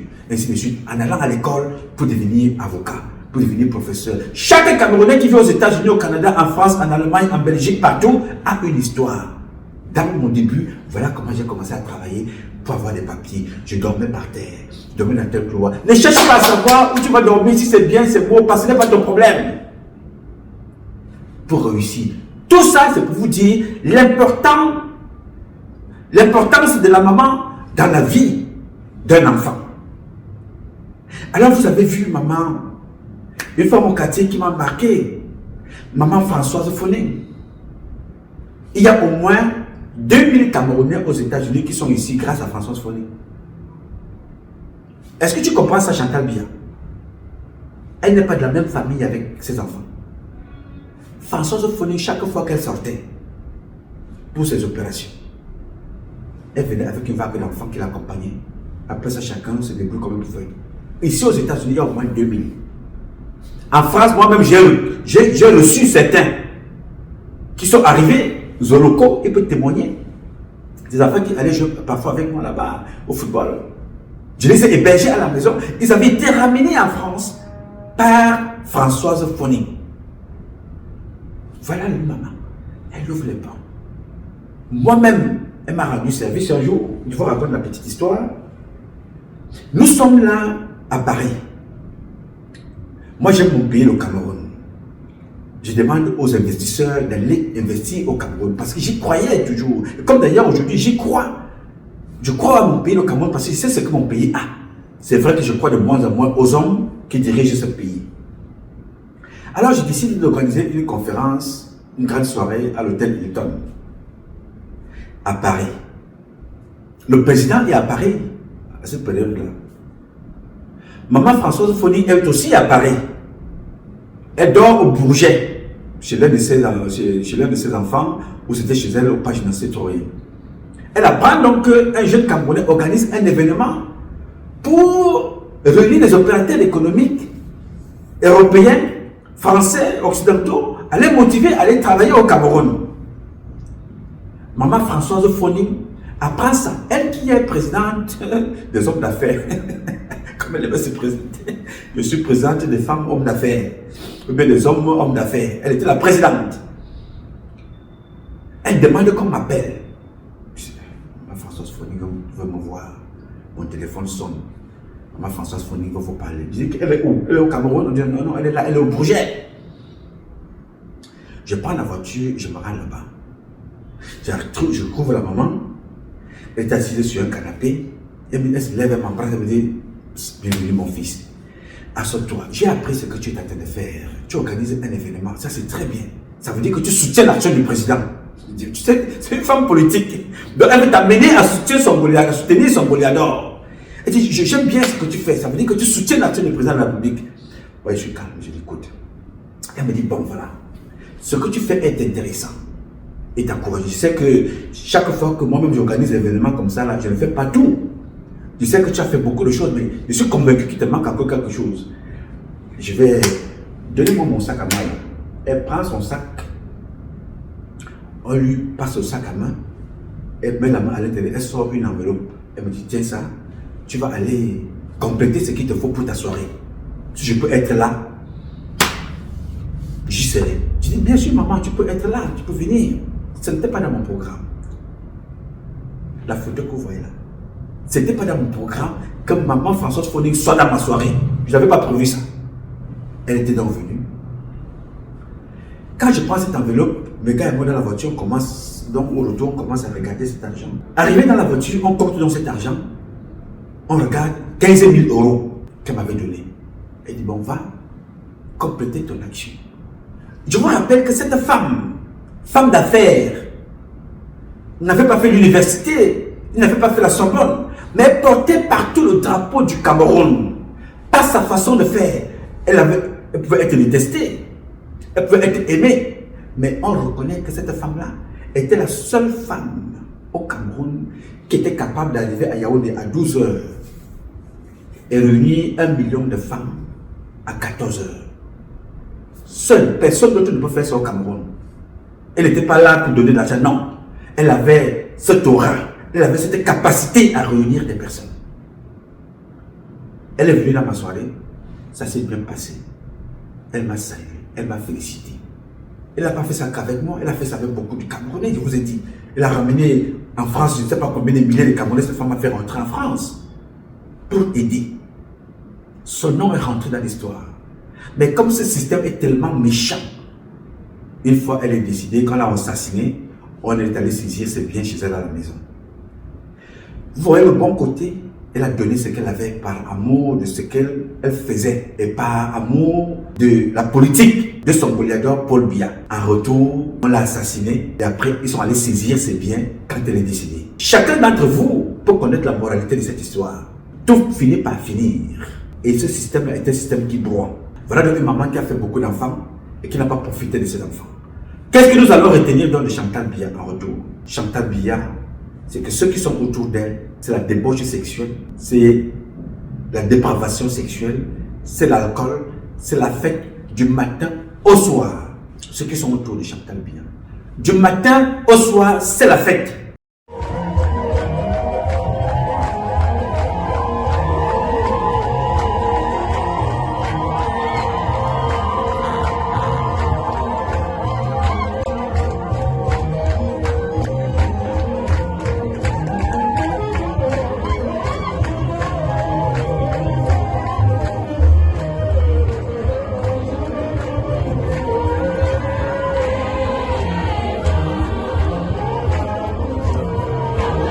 Du matin au soir avec Chantal Biya, c'est la fête. Les gens dansent. Vous dansez quoi pendant que le peuple est en train de souffrir? Est-ce que Chantal Biya danse seule? Non, elle ne danse pas seule. Elle danse avec une association de femmes qui n'ont, à leur âge, rien que la débauche sexuelle. L'homosexualité au féminin, qu'on appelle les lesbiennes, est développée par l'entourage de Chantal Biya. C'est par là où tout ça se passe. L'entourage de Chantal Biya. Voilà Chantal Biya qui danse ici. La femme avec laquelle Chantal Biya danse là, Julienne Fotso. Vous savez avec qui ils sont là? Ils sont là avec l'une des copines de Brenda. Pour une maman. Une maman. Le président de la République condamne l'homosexualité. N'est-ce pas? Il dit qu'il ne veut pas ça chez lui. Il ne veut pas ça au Cameroun. Cette chose-là. Il dit qu'il appelle ça cette chose-là. Non, c'est là-bas. Il ne veut pas ça. Mais la fille du président, encouragée par sa mère, va dans les médias, dit qu'il faut légaliser cela. N'est-ce pas? Elle peut choisir son orientation sexuelle. C'est son problème. Elle est jeune. Elle fait ce qu'elle veut. Mais sa mère, qui ne peut pas rejeter son enfant, non. Moi, je ne peux pas encourager cela. Mais doit mettre des limites. Donc, si tu veux faire tes affaires là, ce n'est pas ici chez moi. Ce n'est pas ici au palais. Mais qu'est-ce qu'elle fait? Elle ouvre les bras aux sodomifiants de sa fille. N'est-ce pas? Elle ouvre les bras. Elle danse avec elle comme si c'était son égal. Vous avez déjà vu une maman, Betty Nanga, une maman Bamileke, une maman nordiste, une maman Bassa, une maman Douala, une maman Mbo Bakaka, une maman Bolo, une maman, je ne sais pas, les mamans pures et dures de chez nous. Elle apprend que son fils est bandit. Elle va se coquiner avec les amis de son fils bandit. Elle apprend que sa fille est prostituée. Elle vient danser avec les copines de sa fille prostituée. Pire, elle apprend que sa fille n'aime même pas les garçons. Sa fille aime les filles. Et c'est condamné au Cameroun. Ça va contre nos valeurs culturelles. Elle va danser avec cette femme-là. Chantal Biya l'a fait. Alors, elle le fait toujours. Alors, mais c'est grave. Mais ce qui est grave, c'est les copines de Chantal Biya avec lesquelles elle marche. Les Julienne Fotso. Julienne Fotso, quand une femme comme ça là, encourage la première dame dans l'homosexualité, est-ce qu'elles ne sont pas elles-mêmes des lesbiennes? Brenda Biya prend ça d'où? Elle vous raconter les choses tout le temps. Elle n'a pas encore évoqué ce volet-là. Elle vous dira un jour, parce qu'un jour, quand ça pète là-dedans, ça sort comme ça sort. Et elle vous a dit tout récemment qu'elle a été vendue aux femmes lac. Elle vous a dit ce qu'elle a vécu avec ses propres parents, dans sa propre famille. Comment elle s'est fait tabasser. Elle vous a dit qu'elle a été emprisonnée plusieurs fois dans les hôpitaux psychiatriques. Que disent les copines de Chantal Biya à Chantal Biya? La fête en longueur de journée, pendant que le peuple sombre. Les amis de Chantal Biya lui disent quoi? Alors, j'ai décidé ici de lister quelqu'un et de leur rappeler ce qui les attend. Antoine Samba, le monsieur que vous voyez là, vous voyez la maison de ce monsieur-là, il est la même famille que Chantal Biya, éloigné aux proches parents. Antoine Samba. La maison de Paul Biya, que je connais en Vomeka, n'atteint pas la maison de ce type. Oui, monsieur. Il est le beau-frère d'un autre proche de Chantal Biya, qu'on appelle Oswald Baboké. Oswald Baboké, un autre délinquant financier, un bandit, un délinquant, un voyou, proche de Chantal Biya. On dit même que c'est son cerveau. Oswald Baboké, c'est celui-là qui pense pour Chantal Biya. Oui, monsieur. Oswald Baboké, l'homme au parc de voitures, waouh. Sa femme s'appelle Crescence Baboké. Elle est pasteur. Sa femme est pasteur. Elle passe partout dans les rues. Elle prêche en route. Mais les miracles ne s'opèrent seulement que dans sa propre vie à elle. Pour que les miracles s'opèrent en s'envolant, en abusant. Ils vont garder à Dubaï. Ils achètent les voitures. Ils ont une compagnie de taxi. Maintenant, ils ont acheté les voitures là pour faire le taxi. L'homme qui devait faire le site internet, il paraît qu'il a volé l'argent et il a fui. Bon, nous y revenons sur ce volet-là. Ils sont dans tout.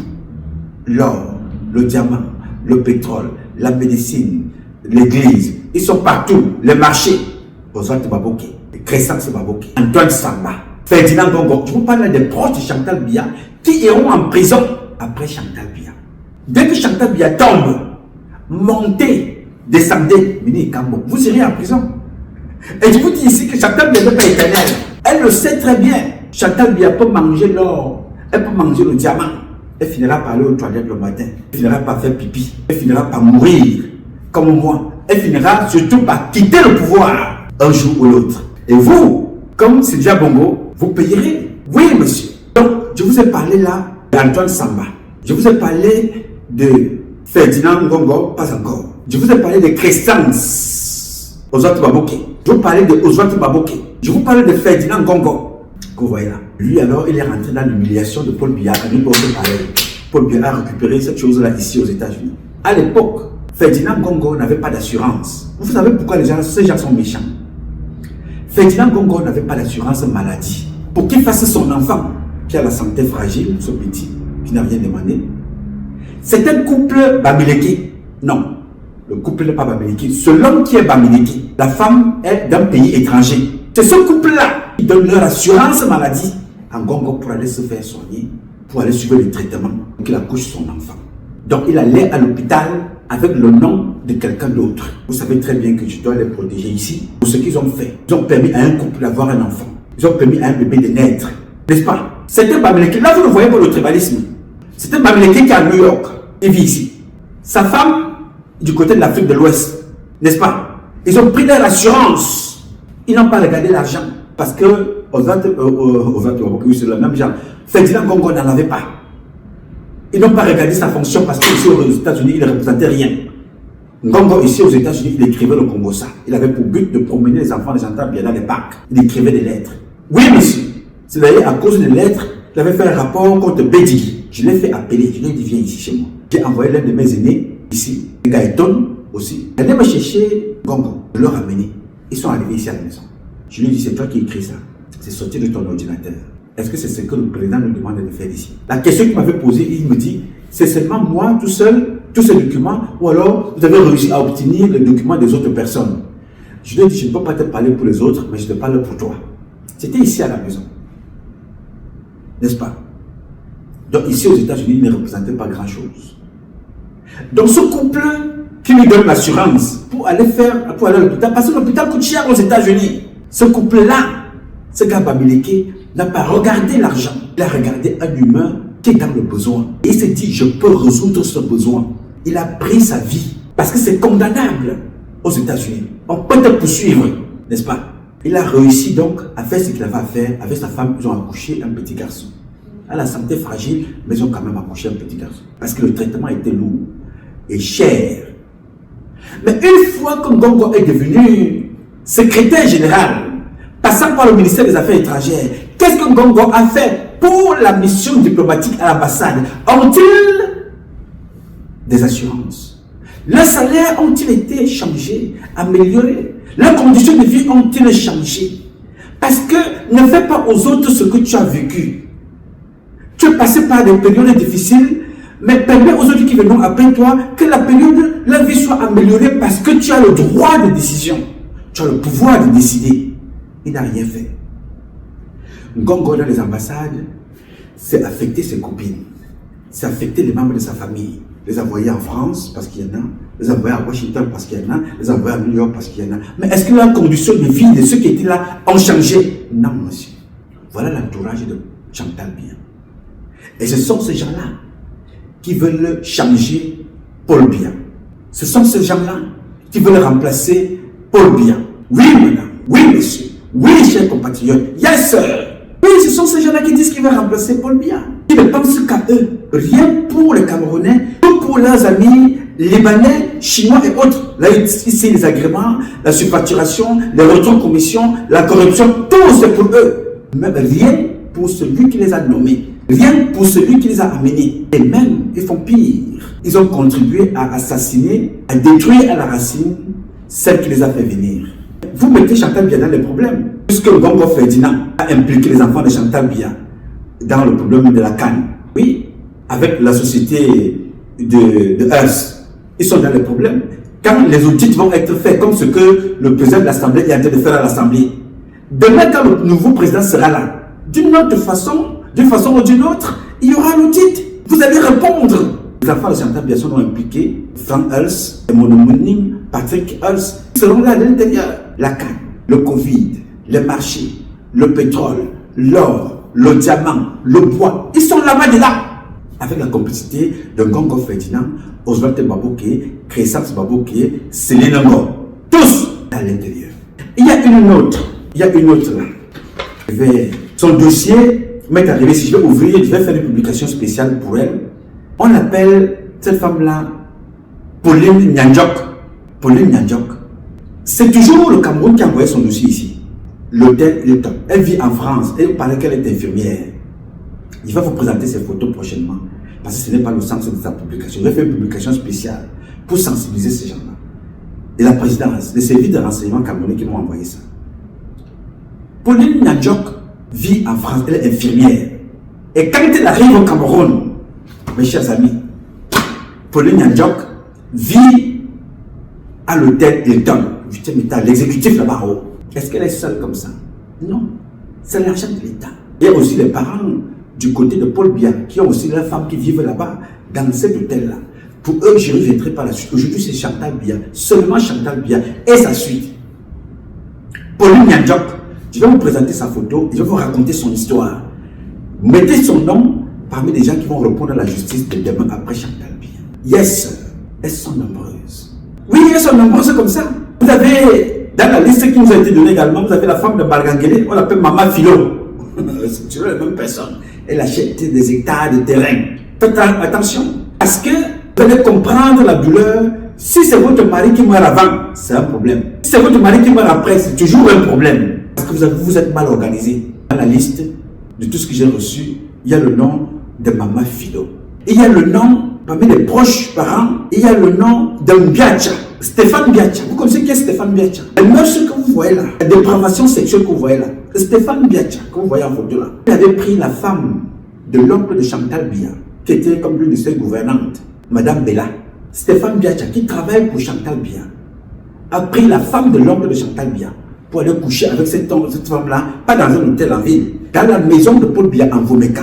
Vous comprenez l'humiliation, n'est-ce pas? Vous comprenez le mépris qu'on impose au président de la République? Vous comprenez le comportement que Chantal Biya encourage? Parce qu'un comportement comme ça, vous êtes viré. Parce que ce n'est pas représentatif de votre fonction, de votre proximité avec la première dame, de l'éducation, de la responsabilité que vous avez. Vous abusez de la possibilité de la première dame pour poser un certain nombre d'actes. J'ai donc pris Madame Bella, père son âme, elle n'est plus de ce monde, elle est partie. Elle est partie coucher avec elle dans la maison de Paul Biya et de Chantal Biya en Vomeka. Stéphane Biacha. Vous avez connu également Bella Roger. Bella Roger est notre père incestueux avec c'est un père incestueux qui entretient des relations avec certaines de ses filles. Ça, c'est les services de renseignement camerounais qui écrivent. C'est l'oncle de Chantal Biya. À l'époque, il n'était pas couturier. Me dit-on, il était retoucheur. C'est-à-dire quand tu achètes un pantalon comme le mien, ce genre de costume, cousu par Nicolas Massine, que vous connaissez, le grand maître de la mode, Nicolas Massine. C'est lui qui m'habille. Chaque année, tu dois avoir 30 costumes. 15 pour l'été et 15 pour l'hiver. Nicolas Massine. Donc, il n'était pas couturier, styliste comme Nicolas Massine, qui habille d'ailleurs beaucoup d'autres artistes et d'autres personnalités partout dans le monde. Il a des magasins. Mais Roger Bella était retoucheur. C'est-à-dire, quand tu achètes un pantalon comme chez Nicolas Massine, Roger Bella, lui, sa spécialité, c'était si le pantalon est trop long, il peut te remettre en forme. S'il est trop court, il peut essayer de rallonger. Tu vois, il ne pouvait pas défaire un costume pour lui redonner ta non. Lui, il était tout simplement les retouches. Il ne pouvait pas un costume, parce que pour retoucher un costume, pour certains qui ne font pas de sur-mesure, tu achètes un costume Kabangondo comme à l'époque de Ngongo Ferdinand avec Etofis. Là, Ngongo Ferdinand ne connaissait pas de sur-mesure, non.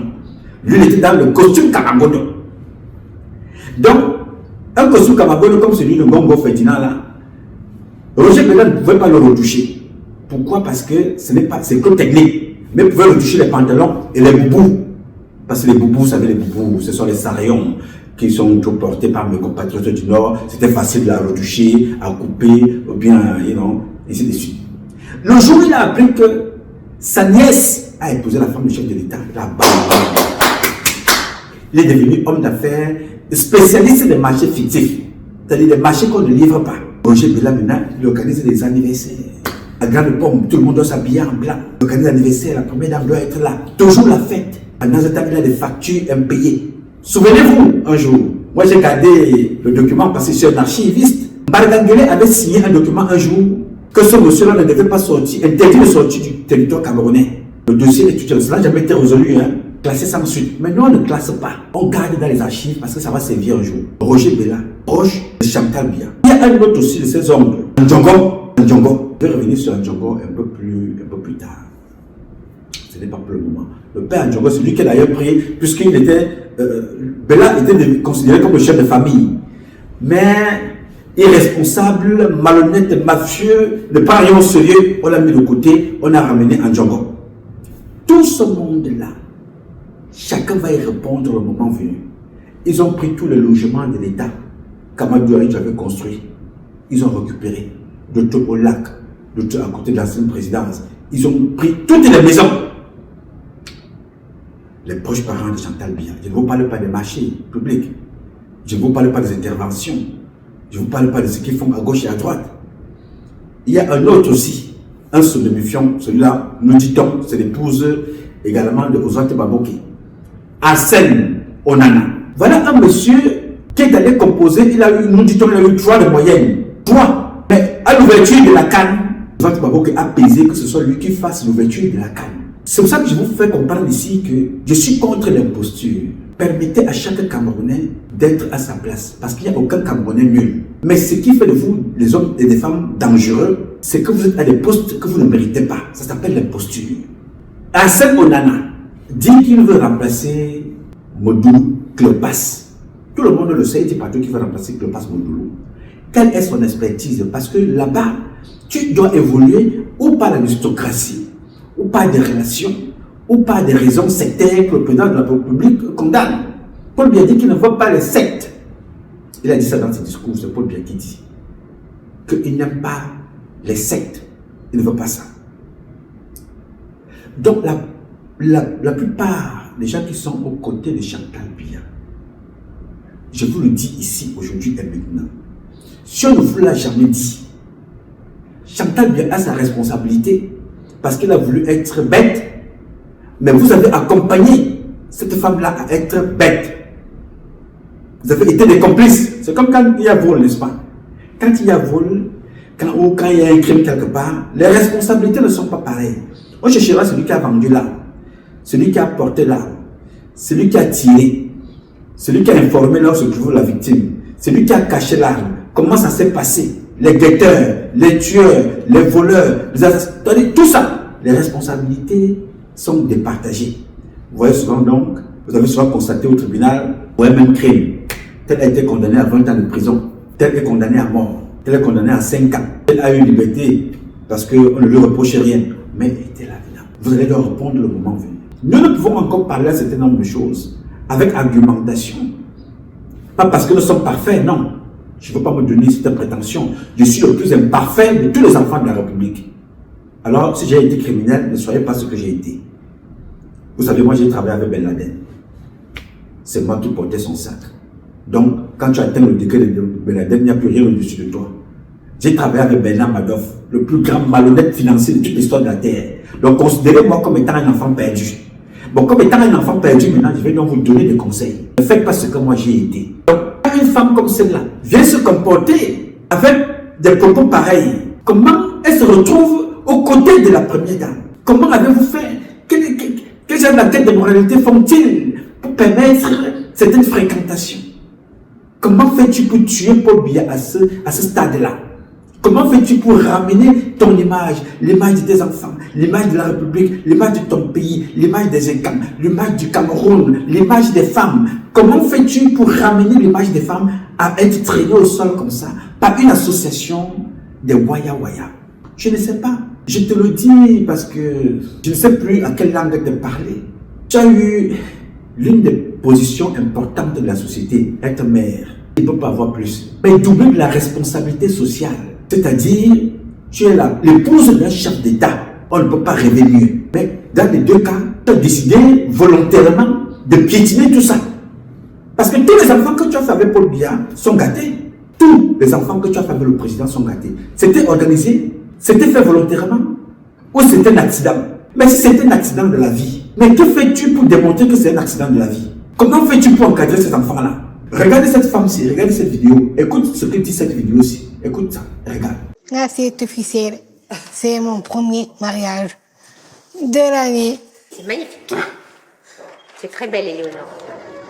Pour la première fois en France, une personne porteuse de trisomie 21 va célébrer un mariage. Celui de David et Sophie. Chère Sophie et David, je suis honorée pour accueillir une si belle assemblée. L'hypersensibilité, c'est le talon d'Achille des personnes porteuses de trisomie 21. Excusez-moi. Nous allons procéder au mariage. Madame Sophie Félix, consentez-vous à prendre pour époux David Gérard Dodin? Oui. David Gérard Dodin, consentez-vous à prendre pour épouse Madame Sophie Félix? Oui. Au nom de la loi, nous déclarons Sophie Félix et David Gérard Dodin unis par le mariage. Un mariage d'exception qui, ce jour-là, a aussi transformé la vie et le regard de tous. Merci de m'avoir accepté pour que je puisse célébrer votre mariage et je me souviendrai de toute ma vie. C'est rempli d'émotions. Ouais. Elle est remplie d'émotions. Ouais. Elle vit la chose. Ouais. Elle vit intérieurement la chose. Puis voilà, elle va au bout des choses en plus. C'est merveilleux. C'est bien. Dans sa vie, ça va lui rester. Ouais, c'est top. Nous aussi, c'est parfait. Bonne continuation, d'accord? Merci. Il faut continuer. Alors, c'était? Ouais, super. Non. Ça s'est très bien passé. On aimerait parfois être comme elle. Ouais. En fait, elle a une telle force, des telles capacités, ce que tu disais, quoi. Savoir-être, son savoir-être, il est exceptionnel, on aimerait bien être comme elle.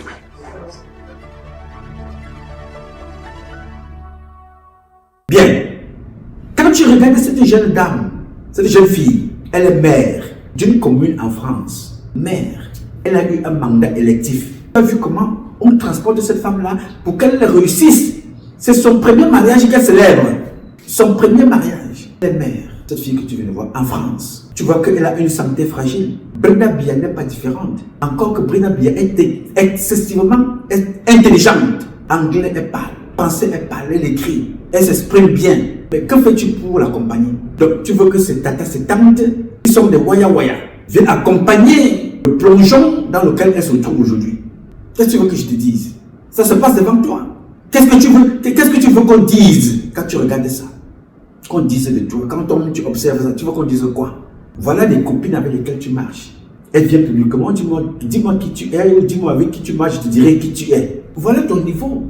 Des femmes comme ça qui traînent à longueur de journée, je ne sais pas quel complexe.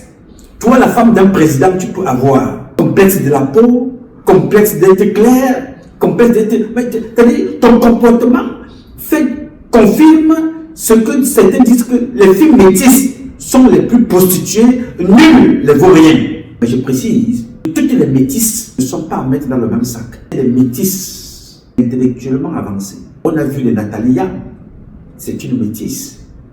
On ne peut pas la mettre dans la même catégorie des waya-waya.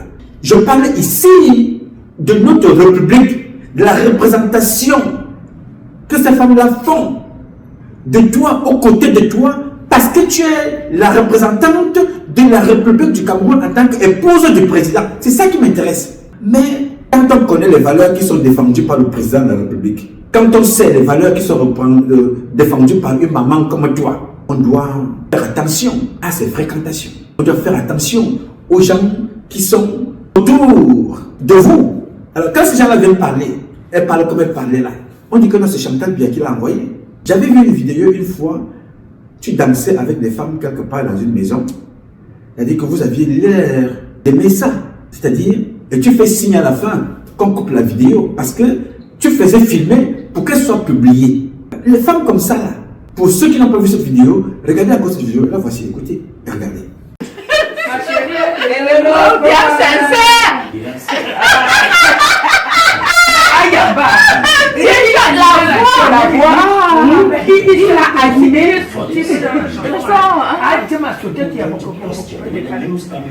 Bien, ces femmes-là, à quel moment de ta vie, ces femmes-là t'ont amené à Obala? Allons voir les mamans d'Obala, allons voir leurs champs, allons les aider à faire le travail de la terre. Allons donc célébrer maintenant ce champ de 2000 hectares, de 3 hectares, de 10 hectares qui a été fait, le maïs, les ignames, les tomates, les plantains, les avocats, les ananas. Allons célébrer ça. Là-bas, vous dansez. À quel moment? À quel moment ces femmes-là ont fait ça? Danser à longueur de journée. Faire le congosa à longueur de journée. Faire des pitreries à longueur de journée. Faire l'homosexualité à longueur de journée. Consommer la drogue à longueur de journée. C'est dans le document-ci, hein. Que Chantal Biya consomme la drogue. C'est pas moi qui dis ça, ma grande soeur, non. Que j'ai des limites dans mes propos. Ce sont les policiers de Paul Biya qui font des rapports. Et ils disent qu'on ne sait pas. Quand tu finis de faire un rapport comme ça, mon cher Patrice, je ne sais pas si le rapport là va arriver. Tu ne sais pas qui est la protégée ou bien le protégé de Julienne Fotso. Tu ne sais pas qui est avec Pauline Nyanjok. Tu ne sais pas qui est avec Crescence Babouke. Tu ne sais pas qui est avec tel. Donc quand tu envoies un rapport, tu peux perdre ta place parce que tu as dit au président ce qui ne va pas. Arrivé là-bas, tu signes commissaire Jacob Odourou. On dit en bon, hein. Ovante Babouke décide de prendre ta tête. Oui, monsieur. Crescence Babouke décide de prendre ta tête. On te retrouve mort quelque part. Parce que c'est que comme ça que ces gens-là règlent leur compte. On te tue, on passe à autre chose. Donc, moi, j'ai voulu ici, aujourd'hui, pour cette première partie, parce que la liste est longue, hein. La seule femme normale, là-bas, s'appelle Maman Suzanne. Maman Suzanne, c'est la sœur de Maman Rosette. Elle a vécu en Europe, cette femme-là. Je la connais très bien. Très pondérée. Maintenant, je sais tellement la plus de l'âge. Très pondérée, très relaxe. Il y a eu Maman Maria, celle qui a aussi élevé les jumeaux. Je ne sais pas si vous avez jeté comme vous, elle vit encore ou elle ne vit plus, je ne sais pas trop. Maman Maria, c'est elle qui a aussi élevé les jumeaux qui sont devenus des bandits. Mais ces enfants ont été très bien élevés par un gars appelé André Onana, de regretter mémoire, aujourd'hui décédé. Après, ils ont été aussi accompagnés par un gars Douala appelé Ndoumbé, très disponible. Ceux qui sont aux côtés de Chantal Biya, je vous ai donné les démons et je vous donne les bons. Il y a Jean-Claude Meunier, le chauffeur de Paul Biya, une tombe. C'est un gars étonnant, parce que Paul Biya a entouré des gars étonnants. Jean-Claude Meunier est un gars étonnant. C'est mon frère. Je n'ai pas vu Jean-Claude Meunier depuis, ça fait maintenant 20 ans. On se connaissait en France. Tu es à côté de Jean-Claude Meunier. Tu parles de Paul Biya, en bien ou en mal, Jean-Claude Meunier se lève et part d'abord. Vous savez pourquoi? Parce que les Camerounais bavardent beaucoup. S'il dit un mot, vous allez déformer. S'il ne dit pas un mot en bien, vous allez déformer. S'il dit un mot en mal, vous allez déformer. Donc Jean-Claude Meunier, il avait trouvé une tactique. Tu commences à parler de Paul Biya ou bien de sa femme, en bien ou en mal, Jean-Claude Meunier, tu dis, bon voilà, je dois aller à l'aéroport là. Il y a des trucs qui arrivent, il faut que j'aille à l'aéroport, on se reparle plus tard. Ok, mais voilà, nous allons parler bien.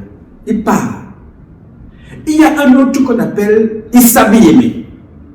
Moi j'ai connu Issa, il était adjudant. Il me trouve en France. Maman Rosette m'appelle. Elle me dit, mon fils, voici ton frère qui est venu ici.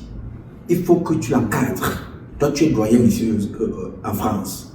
Issa Biyeme, avec ses enfants. Il vit à l'ambassade, je ne sais pas s'il a changé. Vous savez, l'ambassade du Cameroun, c'est un quartier. Hein? Il y a la résidence du président là-bas. Il y a des appartements là-bas dedans. Donc, Issa Biyeme vit à l'ambassade. Avec sa femme et ses enfants. Enfin, ses enfants sont maintenant devenus grands. Voilà encore une autre tombe. Sa femme est une tombe. Il ne parle pas.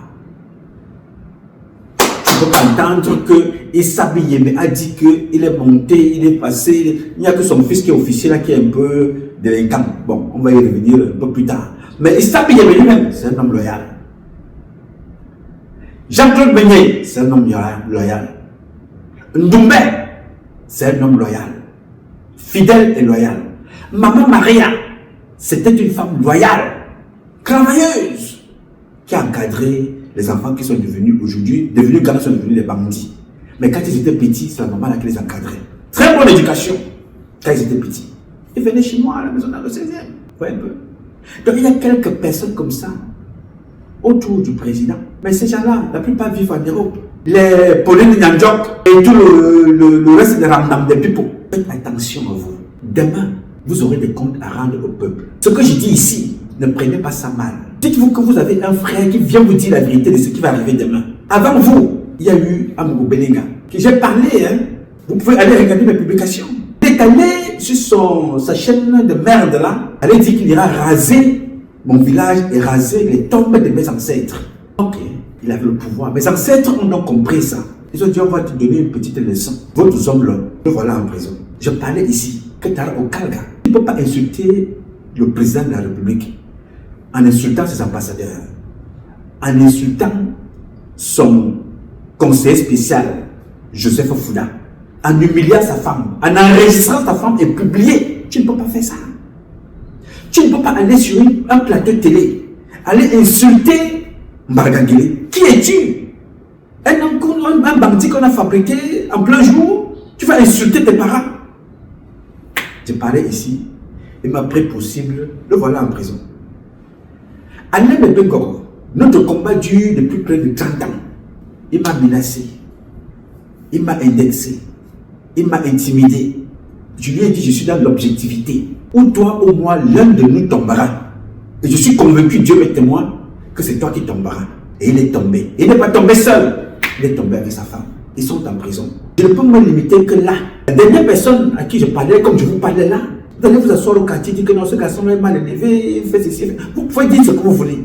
Mais je vous dis ce qui va vous arriver. Vous connaissez Bemengue, c'était le directeur de l'ART. C'est ce que je lui disais aussi à Bemengue.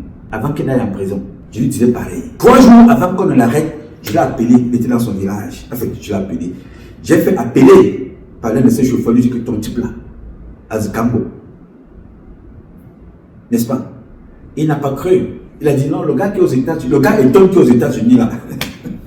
Quand il a fini de fumer le jam des Américains, il raconte sa vie. Je ne fume pas.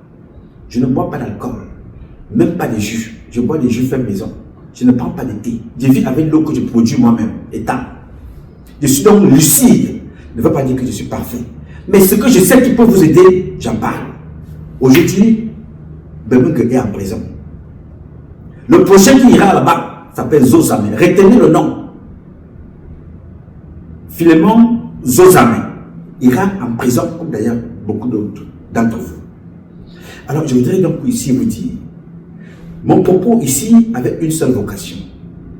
Attirer l'attention de vous autres et dire à Chantal Biya qu'elle fasse attention. Il n'est pas trop tard. On peut se rattraper. Le peuple camerounais est très mécontent de ton image. Le peuple camerounais est mécontent de ceux qui t'entourent. Je n'ai jamais vu une femme agronome, une femme ingénieure aux côtés de Chantal Biya, une femme spécialiste de l'agriculture. Je ne vous vois pas. Je n'ai pas vu des femmes qui te côtoient. Julienne Fotsola. Je n'ai jamais vu s'indigner des crimes. On vit au Cameroun, des assassinats, des viols. Je les vois toujours dans la fête. Je vais donc ici leur dire ce qui les attend, ce qui arrivera à leur vie quand tu ne seras plus là. C'est incontournable, c'est inévitable si vous ne changez pas de trajectoire. Et vous ne pouvez pas changer de trajectoire avec ceux qui sont là en ce moment parce que c'est ancré dans leur comportement.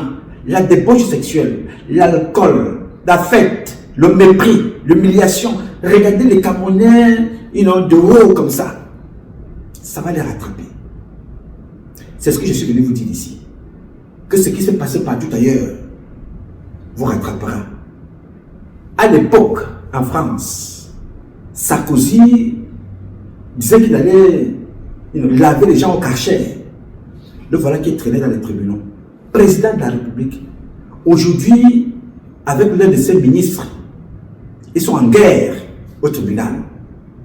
Je vous parle là des présidents français. Ce qui arrive au Cameroun, ou ce qui arrivera au Cameroun, vous ne direz pas que vous n'avez pas été informé. Chez moi, on dit que la rivière a été tordue parce qu'il n'y avait personne pour la redresser. Chantal Biya ne dira pas demain qu'il n'y avait personne pour lui dire la vérité.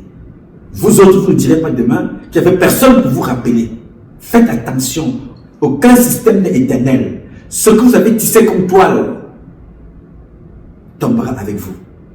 Parce que vous avez mal fait. Il faut le reconnaître.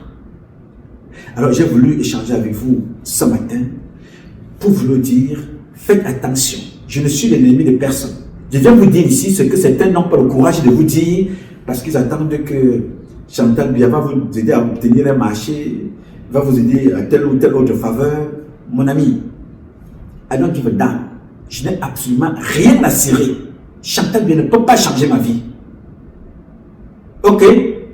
Celui qui change ma vie, c'est Dieu. Le président Biya a contribué à m'envoyer à l'école militaire, comme vous voyez là. C'est lui. Mais cela ne m'empêche pas de dire la vérité à la fonction. Donc tu fais dans la différence entre le père Biya et la fonction qui est critiquable. La fonction présidentielle, je n'en ai rien à cirer. La fonction présidentielle, on peut vivre sans. Mais le père Biya a échoué parce que j'ai échoué.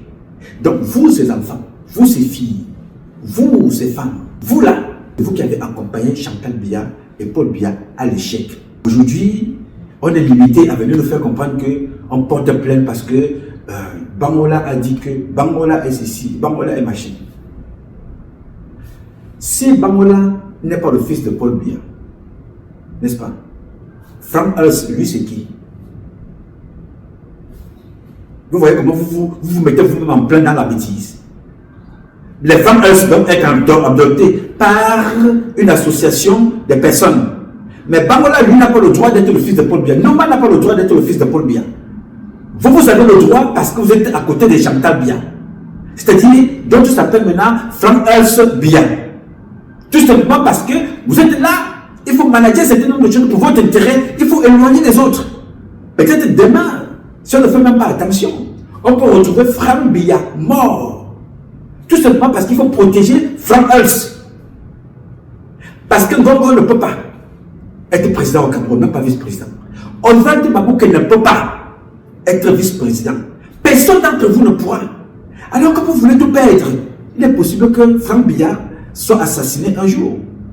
Je ne suis même pas pour lui, hein. Attention, parce que Frank Biya, je vais revenir sur son cas dans la prochaine publication. Là, je suis dans ceux qui sont avec Chantal Biya. Et ceux qui sont autour de Paul Biya, c'est prochainement. Donc, Bangola, lui, doit être poursuivi. Parce qu'il a dit que Frank Biya n'est pas le fils de Paul Biya. C'est Frank Hals qui est le fils de Paul Biya. Le désordre que vous voulez mener au Cameroun, ça ne va pas vous louper, hein?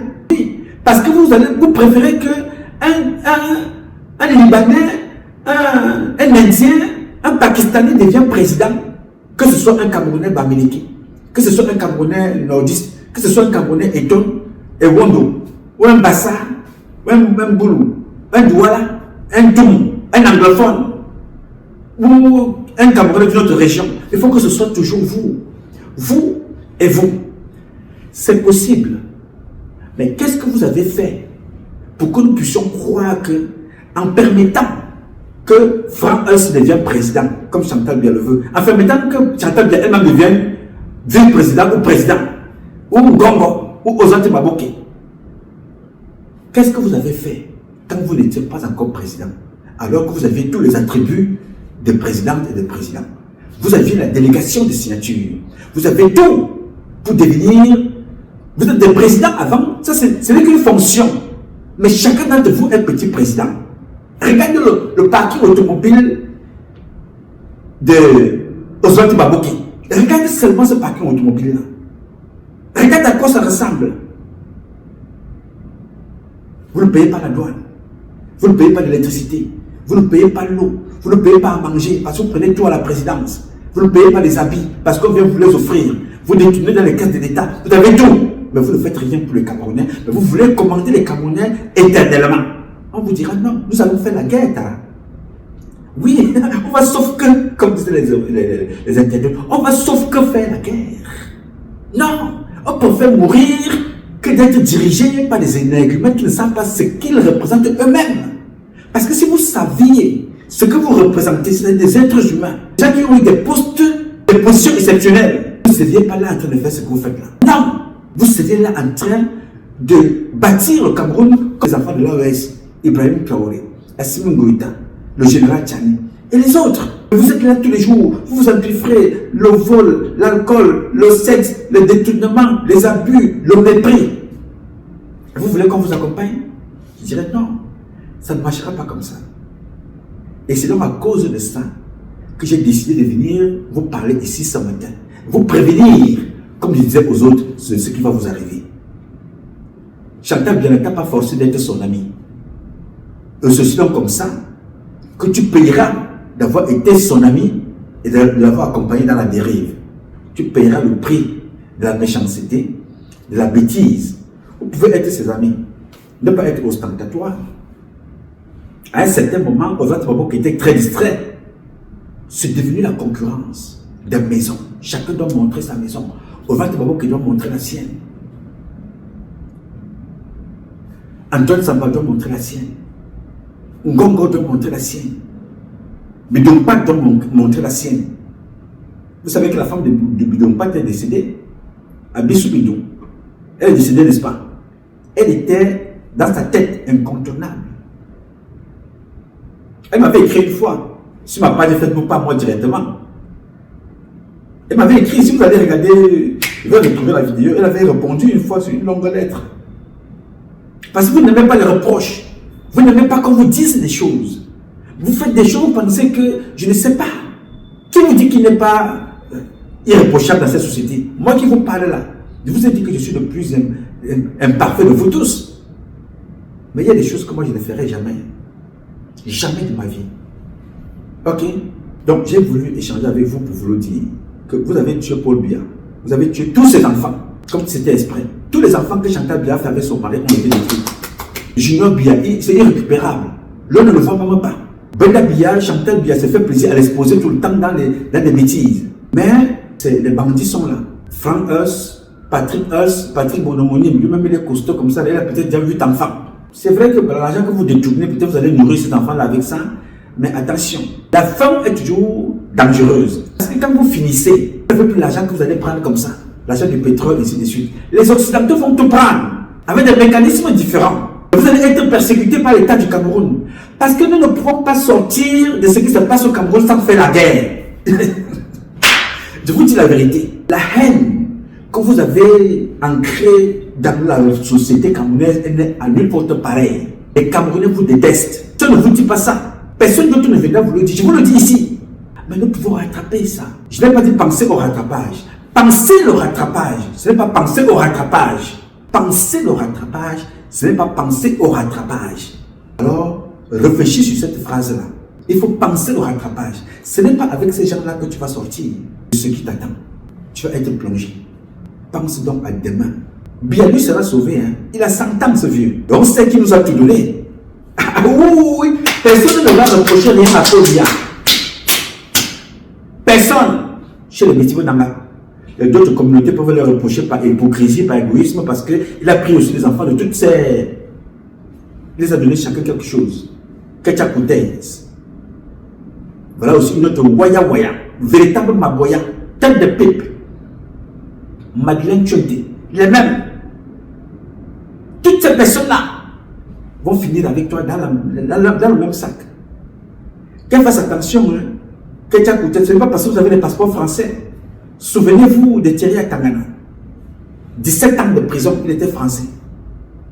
Faites très très attention. Parce que quand les enjeux, le jeu et les enjeux, les intérêts vont se poser, mon ami, vous serez en prison. Faites attention. Attention chez les étoiles petits au calme woman. Je vous parle ici, personne ne te viendra te dire ce que je te dis là, Chantal Biya.